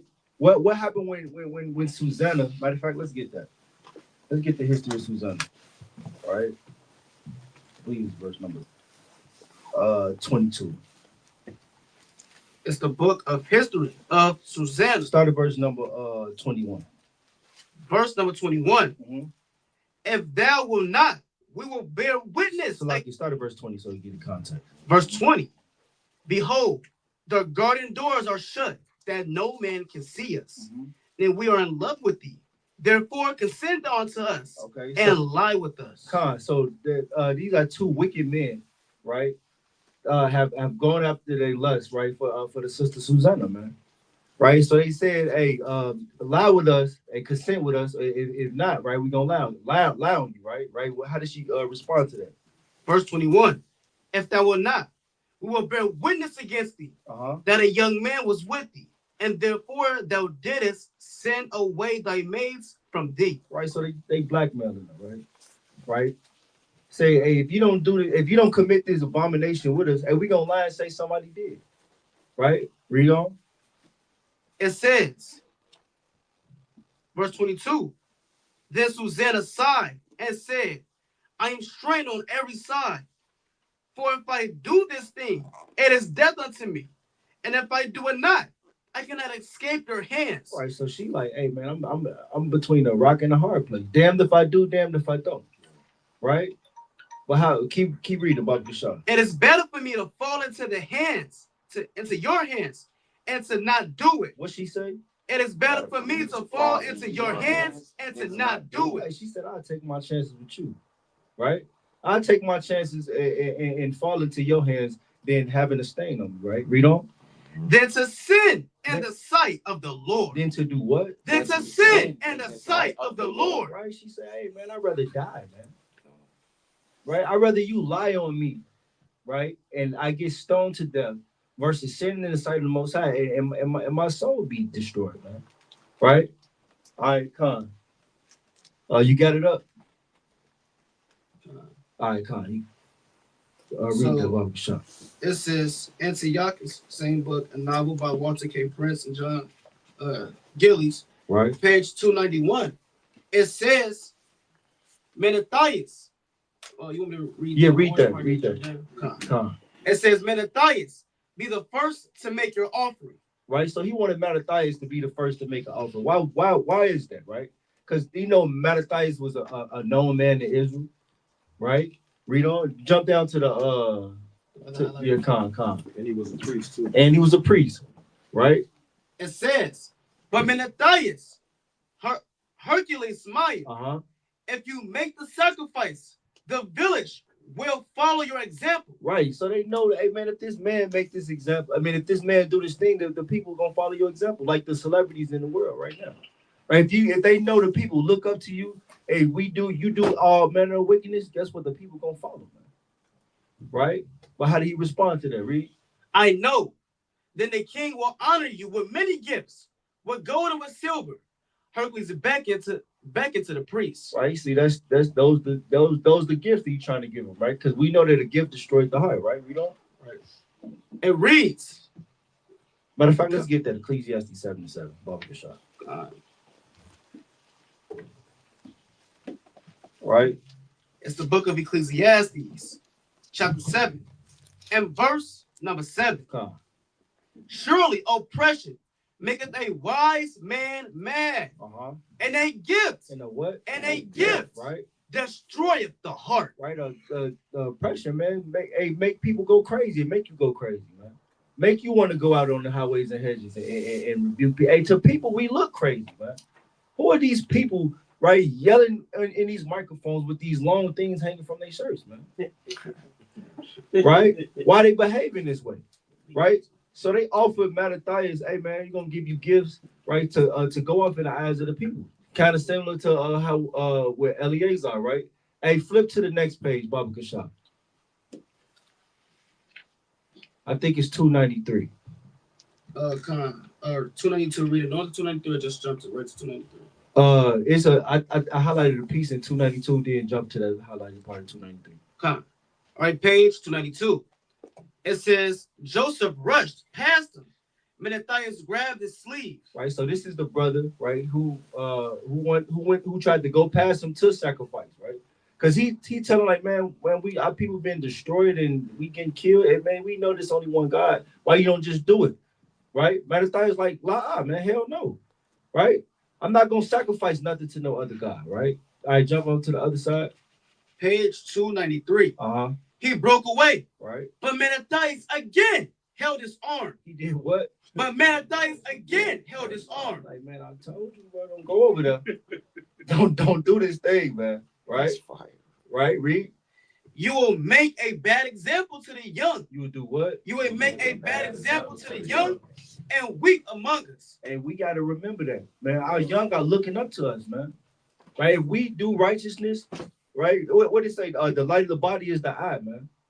Right? So that if you see light, you're gonna do lightful things, man. Right. You see wickedness all in your community, that's what you're gonna do. You're gonna become a product of your environment, man. So Mattathias was trying to stop him from, hey man, stop, don't do this thing, man, because these people are gonna think this is okay. Right. Right? Read on. You will make a bad example to the young and weak men among us. Right. You break the first and the second commandment. Which is what? Right? What is the first and the second commandment? Right? Let's get our Exodus chapter 20. Let's see that.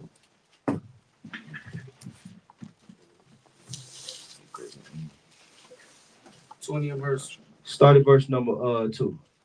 It's the book of Exodus, chapter 20 and verse 2. I am the Lord thy God, which have brought thee out of the land of Egypt, out of the house of bondage. Right, read on. Thou shalt have no other gods before me. Right? So when you sacrifice, we only supposed to sacrifice to the Most High God. Right? So if you going to sacrifice to the king, that's going to be your God. So that's idolatry, right? You know? Verse 4.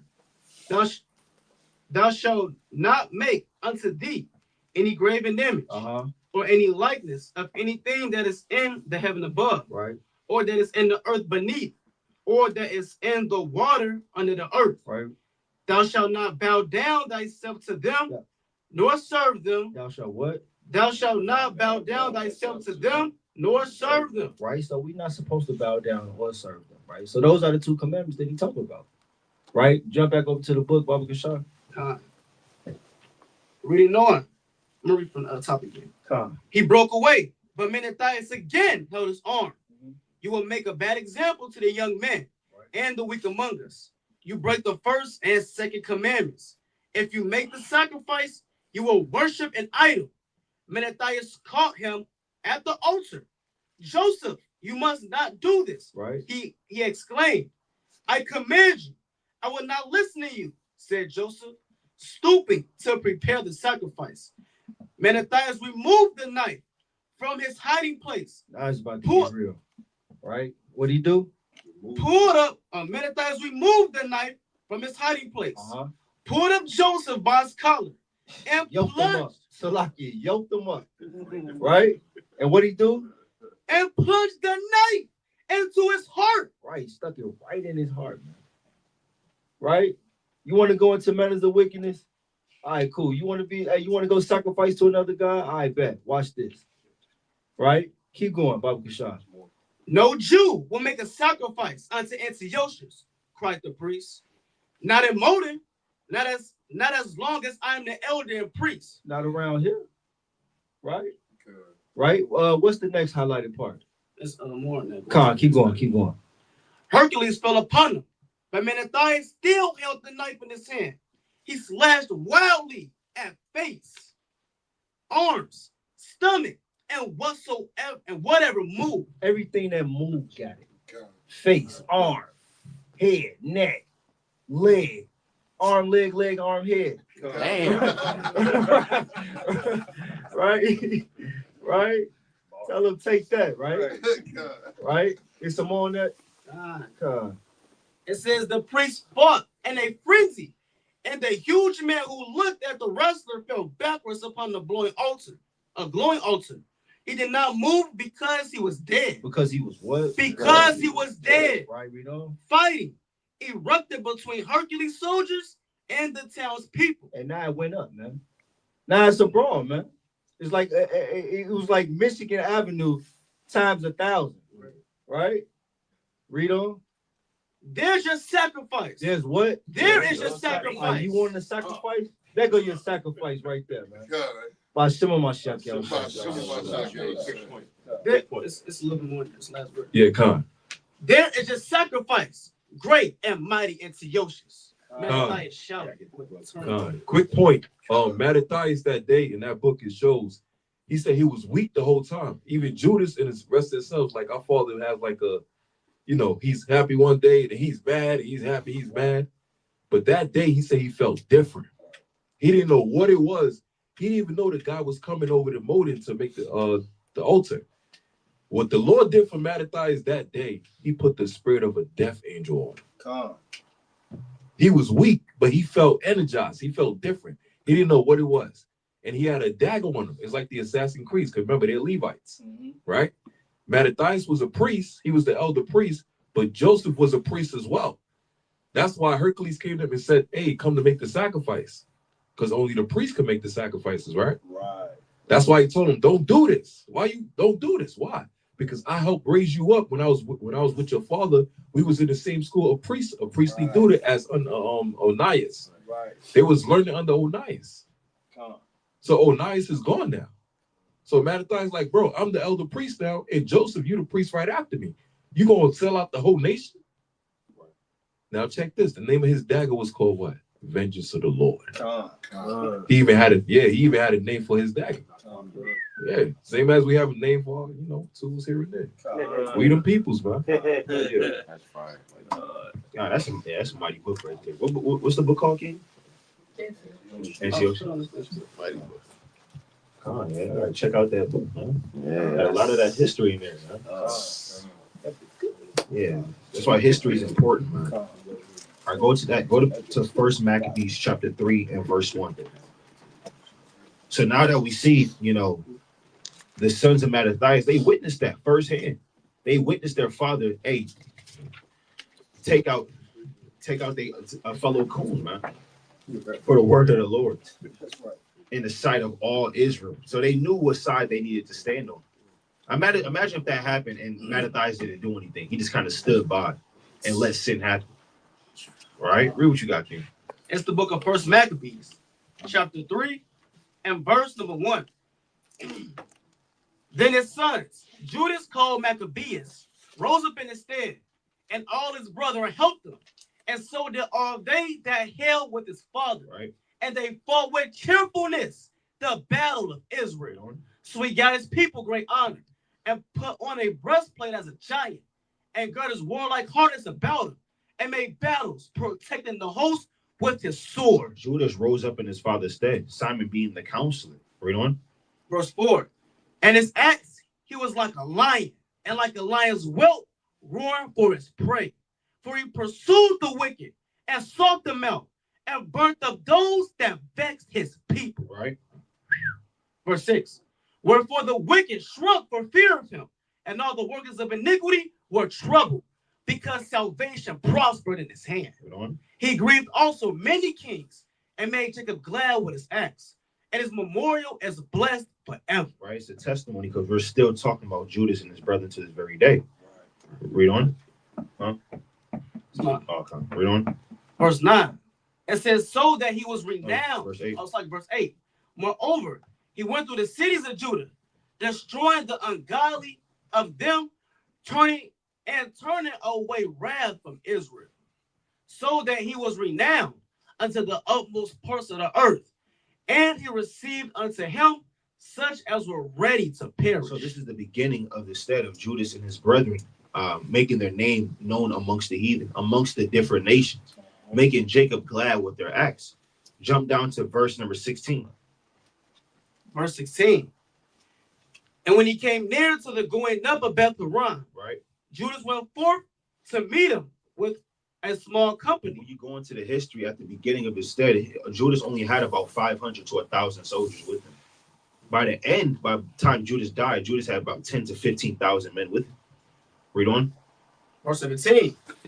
Who when they saw the host coming to meet him, said unto Judas, how shall we be able, being so few, to fight against so great a multitude, Right. and so strong, seeing we are ready to faint with fasting all this day? Unto whom Judas answered, it is no hard matter for many to be shut up at the hands of a few, and with the God of heaven, it is all one. It is what? It is all It one. doesn't matter if there's 300,000 soldiers versus 2 Israelites, man. Doesn't matter if you have 10 brothers versus a whole city, man. If you have 40 brothers on Michigan Ave versus a whole nation waving damn Ishmaelite flags. Right. It doesn't matter. Read on. To deliver what a great multitude, Right. or a small company. Read on. For the victory of battles standeth not in a multitude of an host, but strength cometh from heaven. What do you say? But strength cometh from heaven. If you want to learn how to be a leader, you got to follow the way of Judas Maccabees, man. Because he's a leader. He exhorted the people, strengthened the people, was an example, fought for his people. He was a true leader when it came to battles and wars for Yahweh Ba'ashem Yahushua. He instilled strength in the people. Read on. Verse 20. They came against us and much pride and iniquity to destroy us, Right. and our wives and children, and to spoil us. But we fought for our lives and our laws. Right. Wherefore the Lord himself will overthrow them before our face. And as for you, be not afraid of them. No, be afraid of these nations. Be not afraid of them. Be afraid of their laws. Be not afraid of The Lord them. said, as for you, don't be afraid of them. We don't even need to fight our battles. Let's get an example of that. Go to the book of 2 Chronicles, chapter 20, and start at verse number 14. We don't even need to fight our battle. The Lord will literally fight for us. we always go into it.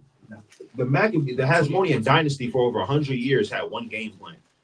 They had one game plan. Their option B, C, and D was all in option A. Now it's pray to the Most High and then go fight, man. And it worked for over 100 years. Root, you got here.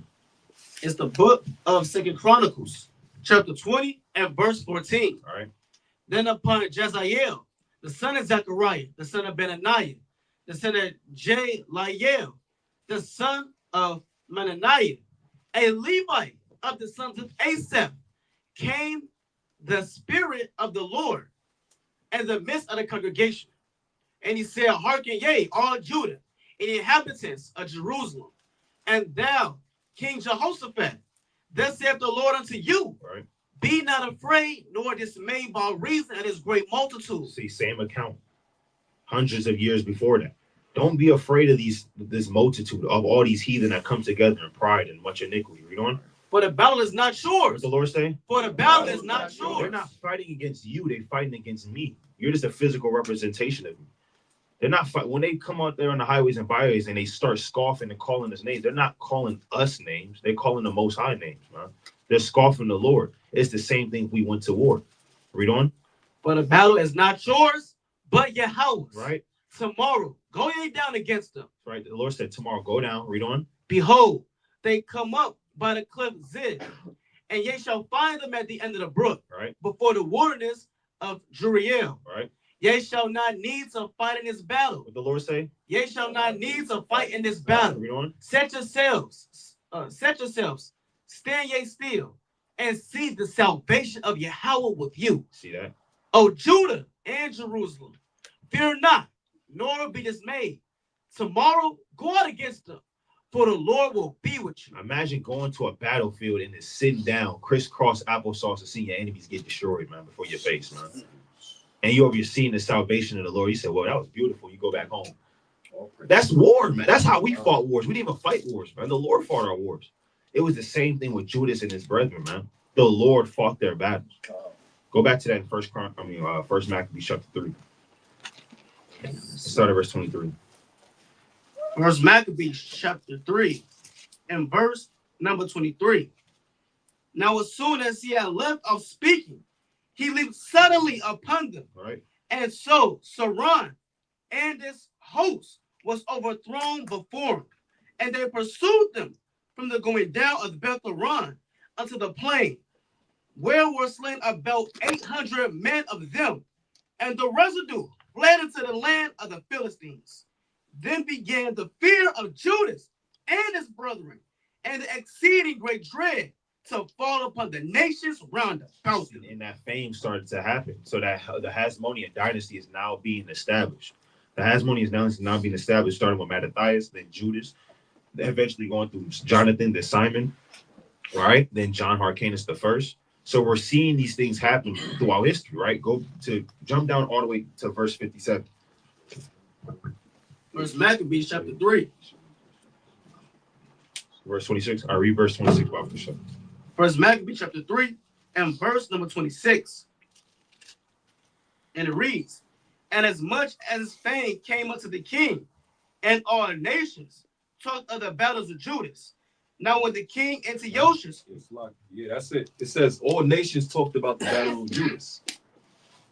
All the heathens of the world, they seen what the Israelites was doing, and they was speaking about it amongst themselves. Right? They see Michael Jordan do a damn dunk on a dude's neck, and now everybody talking about it. He won the championship. Now everybody celebrating, talking about it. Same thing with our forefathers. The whole world was talking about it. That's right. Yeah, the nations, they started having, like you said, secret councils, seeing how we can destroy this man. So that's why these a lot of these nations, you even read about these Syrians right later in this chapter, saying they want to make themselves a name and try to put Judas Maccabees out their misery, so they can get be friends with the so-called white men. But that didn't happen, right? So jump down to verse number 57. First Maccabees chapter 3 and verse 57.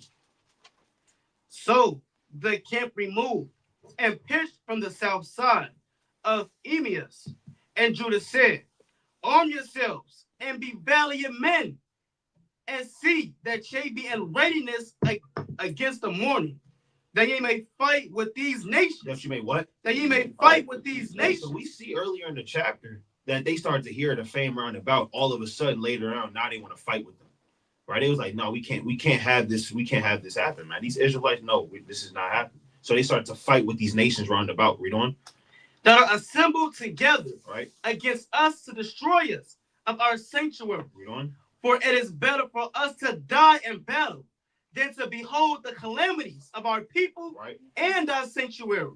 Nevertheless, as the will of God is in heaven, so let them do. They say we're gonna fight to the death for our laws, and it's up to the Most High whether His will be deliver us or destroy us. But we gonna serve the Lord, and that's the energy and that's the spirit that our fathers was moving in. Go to First Maccabees chapter 4 and verse 1. First Maccabees 4:1.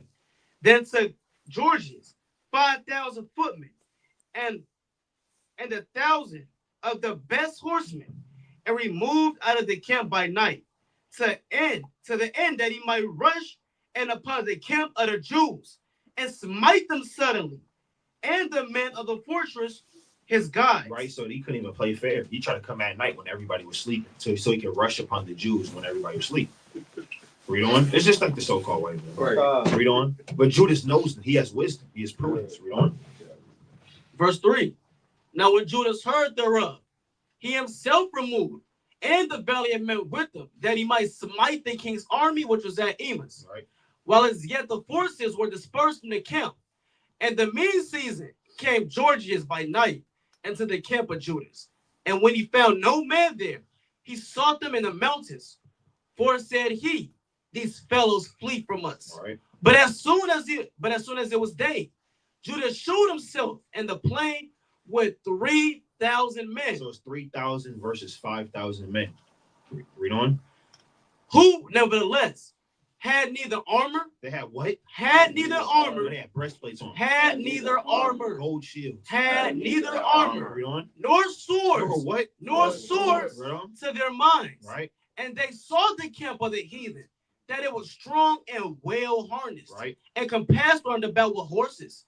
And these were expert of war. Yeah, these men went to top colleges. They knew war strategies. They had, spies. They were experienced. Had damn medal and badges of honor in Esau's left-hand side in the military. So they knew war. There was and there was a lot of them too. Right? What did you have on the other side? What would Esau call thugs? Right. Niggas with Bibles, no education. Right. Tyrone, you still ain't get your GED. You gonna teach me about Revelation 20? That's what we had, right? Yeah, eschatologists. They went to all types of seminary schools and the back. You go into their offices. All they got the little plaques on the wall, right? They leaning back in that damn chair, and then you got us out there with damn jackets, man, just reading the Bible. That's how they view us. But let's see what happened. Read on. Verse 8. Then said Judas to the men that were with them, fear ye not the multitude, right? Neither be ye afraid of their assault. Right. Remember how our fathers were delivered in the Red Sea when Pharaoh pursued them with an army. Now therefore, let us cry unto heaven, and if peradventure the Lord have mercy upon us, and remember the covenant of our fathers, and destroy this host before our face this day. Right. So jump down to verse 14. Verse 14. So they joined battle, and the heathen, being discomfited, fled into the plain. Howbeit all the hindmost of them were slain with the sword. Right. For they pursued them unto Gazarah, and unto the plains of Idumea, and Azotus, and Gemnia, so that there were slain of them upon 3,000 men. About how much? Upon 3,000 men. Wait on. This done, Judas returned again to his host from pursuing them, and said to the people, be not greedy of the spoils, and as much as there is a battle before us, and Georgius and his men, and his host, are here by us in the mountains, but stand ye now against our enemies, and overcome them. And after this, ye may boldly take the spoils. He said, hey, hold on, well, there's more work to do. We got more work to do in this thing, man. Right? He said we got more killing to do. Right, read on. Verse 19. As Judas was yet speaking these words, there appeared a part of them looking out of the mountain. Right? I'm trying to put it in words, but imagine somebody's so damn scared they looking, they peeking to see if you're still there or not. Right? They looking behind the mountain, they stay down there. Right? Read on. Verse 20. Who, when they perceived that the Jews had put their host to flight and were burning their tents, and the smoke was seen, declared what was done. When therefore they perceived these things, they were sore afraid. Right. And seen also the host of Judas and the plain ready to fight. Imagine peeking out the damn side of the mountain. You see 3,000 men in order rank with swords in their hand, ready to go, man. Ready to continue. All right, read on. Verse 22. They fled every one into the land of the strangers. Right. Then Judas returned to spoil the tents, where they got much gold and silver, and blue and silk and purple of the sea, and great riches. After this, they went home and sung a song of thanksgiving and praised the Lord in heaven, because it is good, because his mercy endureth forever. Thus Israel had a great deliverance that day. Now all the nations that had escaped came and told Lysias what had happened. Right, so now they escaped. They told Lysias, the captain, what happened. Remember, Lysias, he was given charge by Antiochus Epiphanes to watch over the kingdom, to watch over the affairs as he went into Persia to get some more money for his soldiers when he go into the history. So he's supposed to be holding it down. Right, as we holding it down for the Lord, our king, when he returns, he doing it for Antiochus the fourth, man. Right, so now let's see the news that he got. Read on. Verse 27. It says, who when he heard thereof was confounded. He was what? He was confounded. How y'all lose? It's more y'all than them. Right. When you talk, they didn't even have horses. Yeah, like they didn't have any armor or sword to their mind. How did you lose? Right? The statistics say this, all of that. Statistically, we were supposed to, their average rating, they don't have that. Right. So he was confounded. Read on. It says, was confounded and discouraged. Right. Because neither such things as he would were done unto Israel, nor such things as the king commanded him would come to pass. So all the things that the king commanded him, he didn't even get the job done. So he was scared, man. He was shaking. He didn't know what to do, right? He didn't know what to do when he was going to come back when he returned to his kingdom. Jump down to verse number 32. Verse 20. So verse 32. 32, come on. Verse 32. Make them to be of no courage, and cause the boldness of their strength to fall away. Right. And let them quake at their destruction. Cast them down with the sword of them that love thee. And let all those that know thy name praise thee with thanksgiving. Right, so we sent the prayer up to the Most High. Now we're about to join battle with Lysias again. Read on. So they joined battle, and there were slain of the host of Lysias about 5,000 men. About what? About 5,000 men. Another 5,000 men. Read on. Even before them were they slain. Read on. Now when Lysias saw this army put to flight, and the manliness of Judas soldiers, and how they were ready to either live or die valiantly. He went into Antioch and gathered together a company of strangers, and having made his army greater than it was, pursued to come again to Judea. Yeah, Esau can't accept the loss, man. Right. Kept trying to make his army greater and greater. Understand it has nothing to do with numbers. But while he's doing this, let's see what we were doing in the meantime. Read on. Verse 36. Then said Judas and his brethren, behold, our enemies are discomfited. Let us go up to cleanse and dedicate the sanctuary. Upon this, all the hosts assembled themselves together and went up into Mount Sion. And when they saw the sanctuary desolate, and the sanctuary profaned, and the altar profaned, and the gates burnt up, and shrubs growing in the courts as in a forest or in one of the mountains, yea, in the priest's chambers poured down, they rent their clothes and made great lamentation, and cast ashes upon their heads, and fell down flat to the ground upon their faces, and blew an alarm with the trumpet, and cried toward heaven. Then Judas appointed certain men to fight against those that were in the fortress until he had cleansed the sanctuary. Right.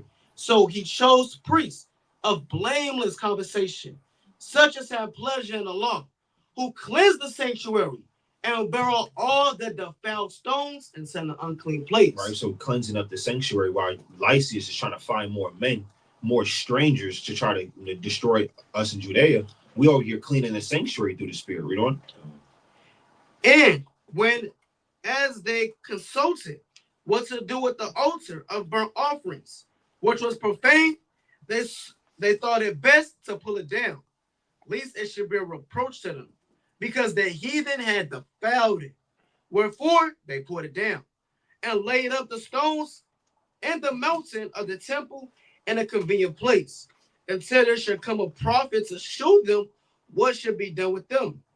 Then took they whole stones according to the law, and built the new altar according to the former, and made up the sanctuary and the things that were within the temple, and hallowed the courts. Real quick, do brothers know what law that is that they kept by taking new stones? Exodus 20. Exodus 20. Deuteronomy 27, verse 5. You said what? Deuteronomy 27 and 5. There's one in Exodus too. Yeah, Exodus 21. Exodus 20 and verse 26. You can bring out. You can bring out one of those laws real quick. It's Exodus 20 and verse 25. And if thou wilt make me an altar of stone, thou shalt not build it of hewn stone. For if thou lift up thy tool upon it, thou hast polluted it. Neither shalt thou go up by steps unto mine altar, that thy nakedness be not discomfited thereon. See that? So that was a law that they kept also in Deuteronomy chapter 27 and verse 12. They kept that law by rebuilding a new altar. They didn't want to defile altar to the Most High. So they rebuilt the new one through the Spirit to offer sacrifices of righteousness on there to the Most High. Right? So go back to that in 1 Maccabees chapter 4. 1 Maccabees 4 and verse 47. 46. Yes, 48. 48. It says, verse 48, and made up the sanctuary and the things that were within the temple, and hallowed the courts. They made also new holy vessels, and into the temple they brought the candlestick and the altar of burnt offerings and of incense and the table. And upon the altar they burnt incense, and the lamps that were upon the candlestick they lighted, that they might give light to the temple. Furthermore, they set the loaves upon the table, and spread out the vessels, and finished all the works which they began to make. Right. Now on the 5 and 20th day of the month, of the 9th month, which is called Caslu, in the 148th year, they rose up betimes in the morning. Right, so this is the 25th day. When you go into it, when we read 1 Maccabees, the 3rd chapter, verse 53, the 10th day of the same month, that's when the abomination of desolation happened. So this would be technically 10 days after the anniversary of the abomination of abomination of desolation. Right, so read on. Verse 53, and offered the sacrifice according to the law upon the new altar of burnt offerings, which they had made. Look at what time and what day the heathen had profaned it, even and that was it dedicated with songs and sisters and harps and cymbals. Then all the people fell upon their faces, worshiping and praising the God of heaven, who had given them good success. And so they kept the dedication of the altar 8 days, and offered burnt offerings with gladness, and sacrificed the sacrifice of deliverance and praise. Right. They decked also the forefronts of the temple with crowns of gold and with shields, and the gates and the chambers they renewed, and hanged doors upon them. Now, this is what they were doing in the physical. This is the same thing how we have to operate in the spirit. We have to rededicate our temple to Yahweh Shem Yahushua with sacrifices of joy, praise, right? We have to renew certain things that were hewn down, right? We have to rededicate our altar to the Most High. Gold, silver, right? It can't be polluted like the heathen, like how they were doing our temples and our altar on a physical. So the way that they were doing this on a physical level, we have to do this on a spiritual level. Read on. Verse 58. Thus was there very great gladness among the people, for that the reproach of the heathen was put away. Right. Moreover, Judas and his brethren, with the whole congregation of Israel, ordained that the days of the dedication of the altar shall be kept in their season from year to year, by the space of 8 days, from the 25th day of the month Caslu, with mirth and gladness. Mhm.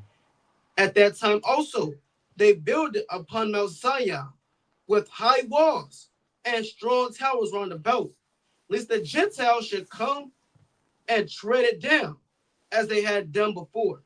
And they set there a garrison to keep it, and fortified Bethsura to preserve it, that the people might have a defense against Idumea. And this is what the feast day, the feast of dedication is about. That's right. Go to Nehemiah chapter 8 and verse 8, Baba Kushar. We want to have a defense against Idumea, man. You know, you got a lot of people, you know, oh, happy Hanukkah, and you celebrate Hanukkah too. They don't know about Hanukkah is about Haitians killing white people for over 100 years, kicking them out their land. Right. You know, whenever anybody asks, what is Hanukkah about? It's about so-called black people killing white people with the sword. Right. That's all it's about, right? And defending them against their laws. And their eyes start to widen up a little bit, man. Because they don't want to hear that, man. They start throwing away their menorah. They turn away from the menorah every time they look at it now. Because this is the history. Read what you got. It's the book of Nehemiah, chapter 8, and verse number 8. And they read in the book of the law of God distinctly, and gave the sense, Right. and caused them to understand the reading. Jump to verse 10. Verse 10.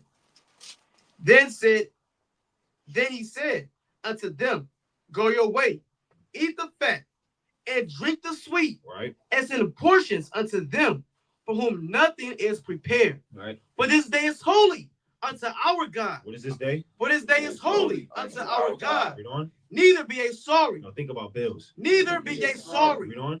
For the joy of Yahweh is your strength. Our strength in the sight of these nations is the joy we have when we serve the Lord.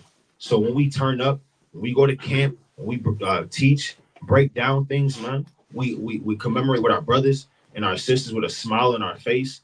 And guess what? That's our strength against these heathen, man. They can't stand that because they understand what that comes with. Now the Lord, guess what? He's with us. Because why did we go into slavery in the first place? Go to Deuteronomy 28 and verse number 47. Start at verse 47. Deuteronomy 28 and verse number 47. The joy of the Lord is our strength. So let's see what the Lord said. Because thou servest not the Lord thy God with all. It's like, because thou servest not the Lord thy God with joyfulness, Right? and with gladness of heart. Now what? For the abundance of all things, therefore shalt thou serve thine enemies. And now when we don't have joy and gladness, we start to serve our enemies. We start to serve Esau. These nations start to get joyful and gladness in their hearts because we don't rejoice in the Most High. So this is a good thing that we get to rejoice on this feast day. Remember the feast of dedication, and remember to dedicate our altar, even if our lives have to be put upon it, man. Khan? Brother, got 3 subs. I just got one. Sirach 43 and 30. Sirach 43 and verse 30. The book of Sirach, chapter 43, and verse number 30. When ye glorify the Lord, exalt him as much as they can, for even yet will he far exceed. And when ye exalt him, put forth all your strength, and be not weary, for ye can never go far enough. So same as you go all out in the world, go all out for Yahweh Shem Shah. Khan? Don't half-ass. Don't half working on my curse. Don't half-ass. Just let's go all out for the Lord. Khan? Kyle, let me get the book of Luke chapter 5, verse number 13. Kyle. It's the book of Luke, chapter 5, and verse number 13. 36. Oh, it's like it. Verse 36. It says, and as he spake also a parable unto them, no man putteth a piece of a new garment upon an old. If otherwise, then both those new maketh a rent, and the piece that was taken out of the new agreeth not with the old. Con. So as we continue to rededicate, right, as we go throughout the rest of these, the remainder of these days, right, we want to put off that old garment, man. Right, as we continue to build up the new, man. Right, we rededicating our temple, so all the ideologies of the world that we learned, right, from these many decades of captivity, right? We want to continue to try to rebuild ourselves through Yahweh Shem Yahshua. Read on. Reading on. Uh-huh. And no man putteth new wine into old bottles. And no man what? And no man putteth new wine into old bottles. Right? That new wine is that new doctrine that we learn, right? Of us coming back to it's not really new, but it's new to us, right? Coming back to our law, statutes, and commandments, man. Putting away the wine that's had us drunk in Babylon, celebrating Christmas and all these other the fake New Year that's in the middle of the wintertime when everything is dead. Yeah. Right? What they say, do what? No man putteth new wine into old bottles. Right, you can't put the new wine with the old bottles, man. So that old man has to be killed daily. Right, we don't. It reads, else the new wine will burst, the bottles will be spilled, and the bottles will perish. Right, and we don't want our bodies, our temples to perish, man. Right, so continue to rededicate yourselves to Yahweh Shem Yahshua. Khan? Give me Revelation chapter 22 and verse 12. It's the book of Revelation, chapter 22, and verse number 12. And behold, I come quickly, and my reward is with me. And what? And my reward is with me. Remember, we're not just doing this for the fun of it. Right. We all trying to gain something in the kingdom of heaven. The hell with this world. Right. I don't care about what we don't get in this world. I don't care about what we do get in this world. Because it's all going to burn the same. That's Right. Right? But we work to gain things in the kingdom of heaven. Right, read on? To give every man according as his work shall be. It says according to what? According as his work shall be. Remember that you are going to live in the kingdom of heaven for what you have pushed for now. The crown that you have in the kingdom of heaven is going to be a crown that's going to be earned in Chicago, in Detroit. The next kingdom of the planet Earth is going to be won over on O Block. So what you put into the ministry now is what you're going to receive in the kingdom of heaven. That's right. Now you. All praise to Yahweh Shem Yahshua. And with that, we like to say, Kom Yashra. Kom Yashra. Kom Yashra. Kom Yashra. Kom Yashra.